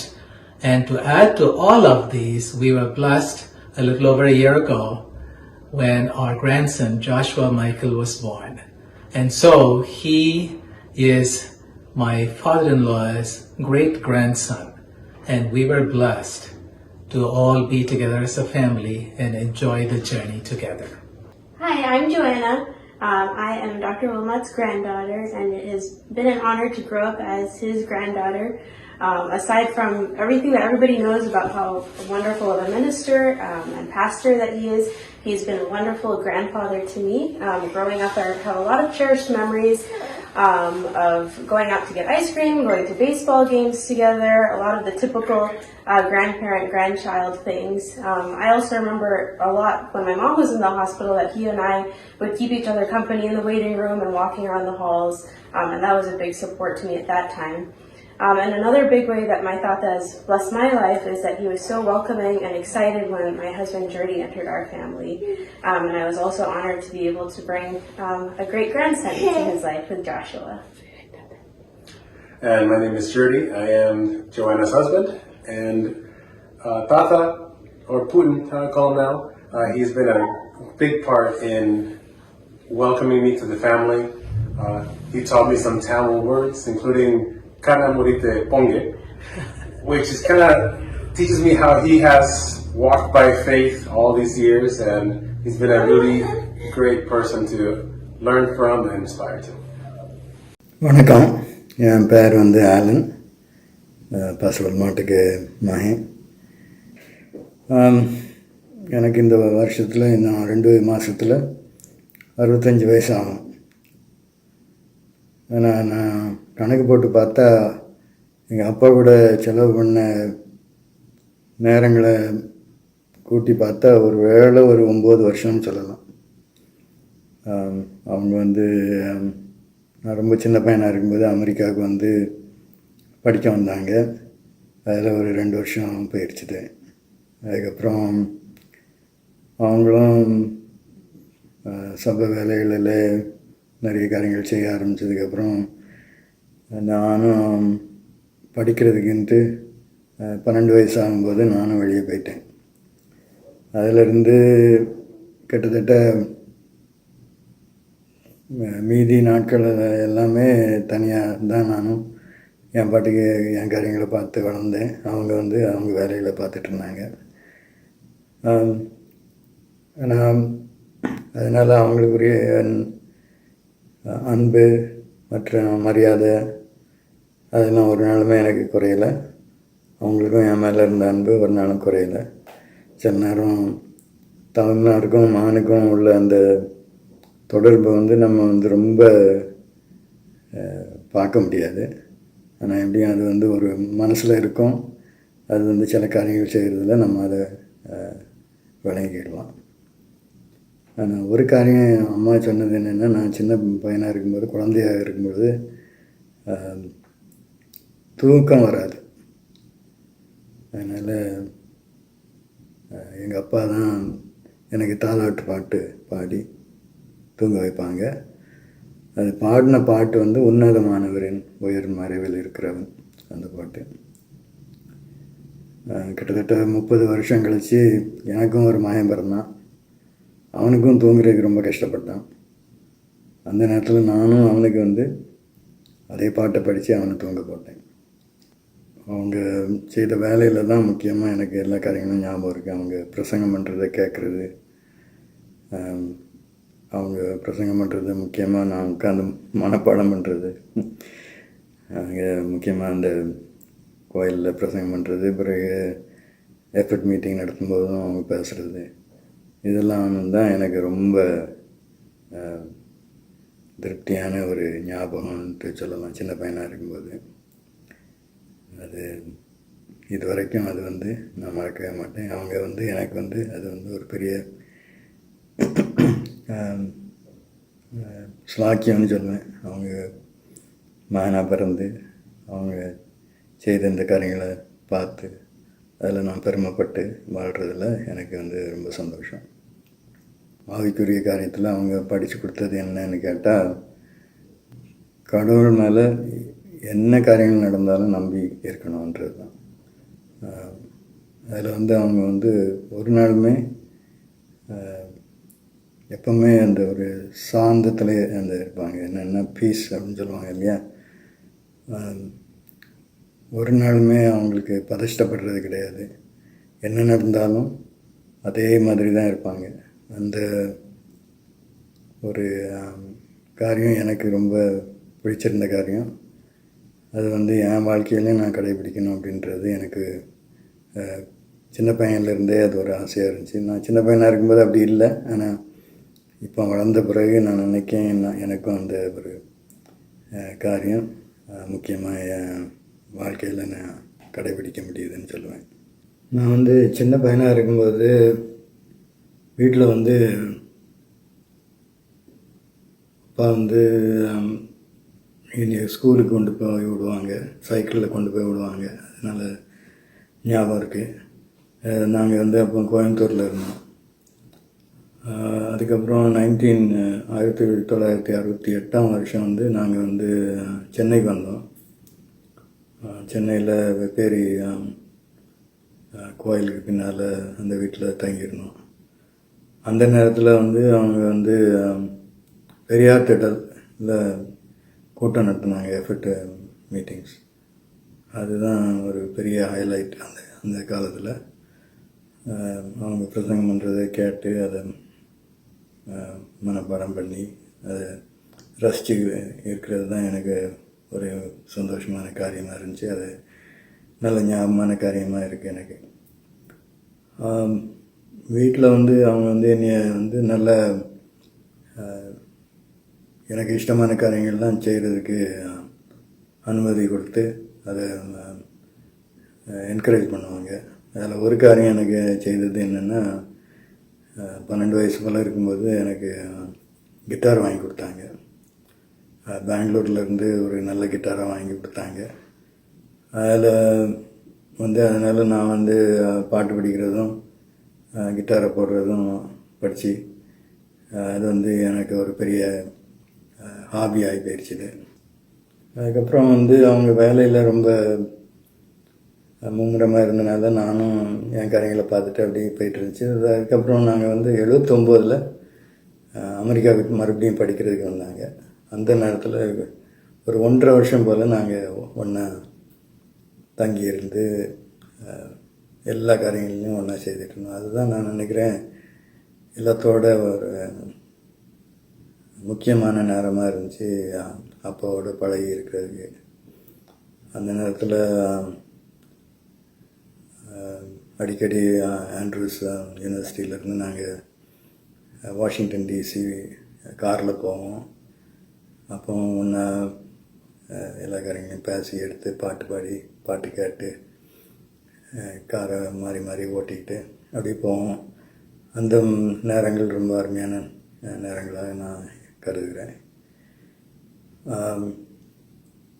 அதுக்கு பிறகு வந்து இன்னொரு முக்கியமான நேரம் என்னென்னா, 1987 அவங்க வந்து டெல்லியில் இருந்தாங்க. அப்போ நார்த் இந்தியா யூனியன் பிரசிடெண்ட்டாக வேலை செய்துட்டு இருந்தாங்க. அந்த நேரத்தில் நான் அமெரிக்காவிலேருந்து இந்தியாவுக்கு வந்து கல்யாண காரியங்களை பார்க்கணுன்னு சொல்லி வந்து, அந்த நேரத்தில் நாங்கள் வந்து கல்யாணத்துக்கெல்லாம் அரேஞ்ச் பண்ணதுக்கப்புறம் டெல்லியிலேருந்து சென்னை வரைக்கும் ட்ரெயினில் வந்துட்டு திருப்பி அங்கேருந்து இன்னொரு ட்ரெயின் எடுத்து மதுரை வந்து, மதுரையிலேருந்து ஒரு வேன் எடுத்துகிட்டு அதில் வந்து நாங்கள் வந்து நாகர்கோவிலுக்கு ஓட்டிகிட்டு போனோம். கல்யாணத்துக்கு போகிற நேரத்தில் ஒரு நல்ல ஒரு அட்மாஸ்பியர். அந்த டைமில் அம்மாவும் அப்பாவும் நானும் கூட கொஞ்சம் சொந்தக்காரங்கள் தாத்தா பாட்டி எல்லோரும் சேர்ந்து அப்படி போனோம். அது வந்து அந்த ஞாபகம் வந்து ஒரு அருமையான ஞாபகமாக இருக்கிறது எனக்கு. ஒரு காரியம் என்னென்னா, இந்த கடவுள் மேலே நமக்கு இருக்கிற அபிப்பிராயம் தாப்புனார் மூலமாக தான் கிடைக்கும்னு சொல்லுவாங்க. அந்த மாதிரி நினைக்கும்போது எங்கள் அப்பா வந்து எனக்கு கடவுளை நல்ல விதத்தில் காட்டியிருக்காங்கன்னு தான் நான் சொல்லுவேன். அதே மாதிரி என் பிள்ளைகளுக்கும் அதே மாதிரி நான் செய்யணுன்றது தான் எனக்கும் ஆசை. ரொம்ப நாள் எனக்கு அவங்க கூட இருந்து பழகி இருக்க முடியாட்டாலும் செய்த காரியங்கள், அவர்கள் கூட இருந்த நேரம் எல்லாமே ரொம்ப அருமையான காரியங்களாக தான் நான் எண்ணுகிறேன். அவங்க வந்து நம்ம தமிழ்நாட்டுக்கு ஒரு அட்வென்டிஸ்ட் திருச்சபையில் எடுத்துக்கொண்டால் அவங்க வந்து ரொம்ப பெரிய ஆளாக இருக்கிறனால அவங்க வந்து நிறைய பேர் அவங்கள வந்து க்ளோஸாக பழகி எடுத்து நெருங்கி பழகி எடுத்துருக்காங்க. நிறைய பேர் அவங்க கூட என்னையோட நிறைய நேரம் கூட அவங்க கூட செலவிட்டுருக்கலாம். அதே நேரத்தில் சந்தோஷமாக தான் நான் இருக்கிறேன். ஏன்னா அவங்களுக்கு வந்து பாரம் வந்து தமிழ்நாட்டு மக்களுக்காக தான் அவங்க பாரம். இன்னொரு காரியம் என்ன சொல்லணும்னு யோசித்தேன்னா, அந்த இப்போ ஒரு 3-4 வாரத்துக்கு முன்னால் நான் வந்து சென்னைக்கு போனேன். அப்போ போய் பெரியார் திடலை போய் பார்த்துட்டு வந்தேன். ஏன்னா அந்த பழைய ஞாபகத்துக்காக போய் பார்த்துட்டு வந்தேன். அது வந்து இப்போ வந்து அங்கே நிறைய கட்டடங்கள்லாம் போட்டு வச்சுருக்காங்க. முந்தி வந்து ஒரு மைதானம் மாதிரி இருந்துச்சு. அதில் தான் அந்த எஃபர்ட் மீட்டிங் நடத்தினாங்க அப்பா. கடவுளை மறுக்கிற ஒரு ஆள் ஞாபகத்தில் இருக்கிற அந்த இடத்துல அவங்க வந்து 2 தடவை எஃபர்ட் மீட்டிங் நடத்தினாங்க. அது வந்து ஒரு முக்கியமான காரியம், பெரிய காரியம். அது வந்து எனக்கு அது வந்து ஒரு பெரிய காரியமாக தெரிஞ்சு, அதனால் அதை போய் பார்க்கணுன்னு போய் எதுக்காக அதை சொல்கிறேன்னா, அவங்க வந்து தமிழில் வந்து அவங்க பிரசங்கம் பண்ணும்பொழுது வார்த்தைகள் உபயோகிக்கிறது வந்து அவங்க வந்து ஒரு காலத்தில் அரசியல்வாதிகள், அந்த திராவிட முன்னேற்ற கழகம் அதில் உள்ள பேச்சாளர்களை அவங்க போய் கேட்டு அவங்களுடைய பேச்சு திறமையை அவங்க வந்து ரசித்து அதிலேருந்து தான் அவங்க வந்து அந்த தமிழில் பிரசங்கம் பண்ணுறதுக்கு இன்னும் ரொம்ப ரசிக்கிற விதத்தில் அவங்க பேசுகிறதுக்கு பழகிட்டாங்க. அது வந்து ஒரு பெரிய காரியம். அது வந்து எனக்கு எப்பவுமே அது வந்து ஒரு பெரிய காரியமாக நான் நினைப்பேன். அது வந்து எப்பவுமே எனக்கு ஞாபகம் இருக்குது. அவங்க வந்து இந்த தமிழில் பேசும்போது எவ்வளோ அருமையாக பேசுவாங்கன்றது. ஆங்கிலத்துலேயும் நல்லா பேசுவாங்க, தமிழ்லேயும் நல்லா பேசுவாங்க. அது வந்து அநேகருக்கு அது செய்கிறதுக்கு முடியாது. அவங்க வந்து 2 பாஷையிலையும் நல்லா பேசுகிறதுக்கு படிச்சுட்டாங்க. அவங்களுக்கு கடவுள் மேலே உள்ள நம்பிக்கை, அதன் மூலமாக அவங்களுக்கு கிடைச்சிருக்கும் ஒரு சாந்தி அப்படின்னு சொல்லணுமா, இல்லாட்ட பீஸ். அதுக்கு தமிழில் என்ன வார்த்தைன்ட்டு இப்போ வரமாட்டேங்க. ஆனால் எப்படியும் அது வந்து அவங்களுக்கு வந்து அது வந்து ஒரு வாழ்க்கையில் ஒரு பெரிய பலத்தை கொடுத்துருக்கு. அந்த நம்பிக்கை ஒரு நாளும் அவங்க குறையவே இல்லைன்றது எனக்கு நல்லா தெரியும். வாழ்க்கையில் அவங்களுக்கு விருப்பமான காரியங்கள் நடந்தாலும் சரி, நடக்காட்டாலும் சரி, அவங்களுடைய மன நிம்மதி எப்பவும் இருக்கும். ஏன்னா கடவுள் மேலே அந்த நம்பிக்கை இருக்கிறதுனால. இன்னொரு காரியம் அவங்ககிட்ட நான் படித்தது என்னென்னா, யாரையுமே எதிரின்னு கருதக்கூடாதுன்றது. அது வந்து அவங்க வேலை செய்யும்போது அவங்க இருக்கிற தீர்மானங்கள்னால சில ஆட்களுக்கு அவங்க மேலே ஒரு வேளை வருத்தங்கள் இருந்திருக்கலாம். எதிரிகளாக அவங்க வந்து அப்பாவை நினச்சிருக்கலாம். ஆனால் அவங்க வந்து ஒரு நாளுமே யாரையும் எதிரியாக நினைக்காம அவங்க தொடர்ந்து அவர்களுடைய நல்ல பழக்க வழக்கங்களை வைத்து எப்பொழுதுமே நல்ல விதத்தில் அவங்க கூட பழகி இருந்தனால கடைசி காலத்தில் ஒருத்தராவது அந்த மாதிரி அவங்க கூட சில நேரம் கருத்து வேறுபாடுகள் இருந்தாலும் கடைசியில் அவங்க வந்து அவர்கள் நண்பர்களாக தான் எப்பொழுதும் இருந்தவதாக நான் நினைக்கிறேன். அது வந்து இன்னொரு பெரிய காரியம் அவங்ககிட்ட நான் படித்தது. அந்த கடவுள் மேலே நம்பிக்கை, பிறகு யாரையுமே எதிரின்னு கருதாமல் இருக்குது. இந்த 2 காரியங்களும் முக்கியமான காரியங்கள். ஆனால் அப்பாட்டிருந்து படித்த காரியங்கள். என்னாத்தும நேசமேய்ப்பரே, என் உள்ளத்தின் ஆனந்தமே,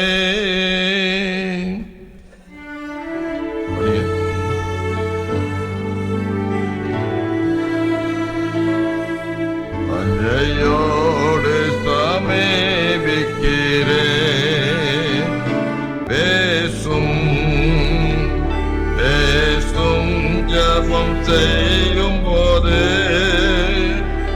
ஆண்டவா பெரிய மனதை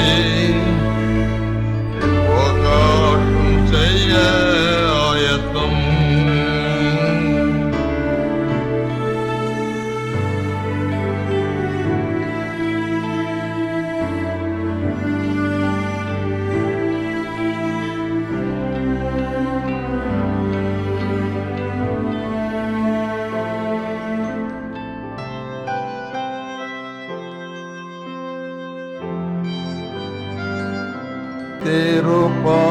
திருப்பாதத்தில் தங்கும் போதெல்லாம் அந்தம் காண்கிறேன். நோத்து வேண்டுதல் செய்கையில் சந்தோஷமாகிறேன். இன்னும் கேட்க சேர்த்து கொள்ளுமே எதுபட்ட நாயகோ. இன்னும் கேட்ட சேர்த்து கொள்ளுமே ஜீவன் தந்த ரட்சகா.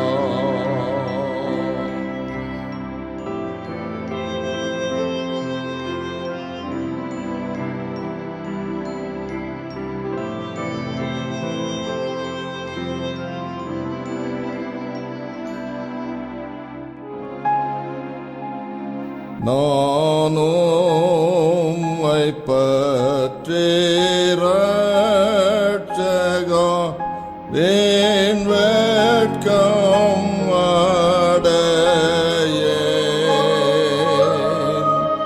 பேரன்பை கூறி தாண்டவா நான் சாட்சி கூறுவேன். பாடுங்க.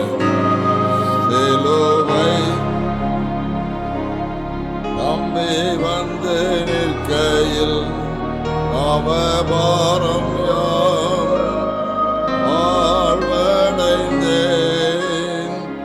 எந்த நேரமும் எனதுள்ளத்திலும் பேரானந்தம் அங்கே பாடுவேன்.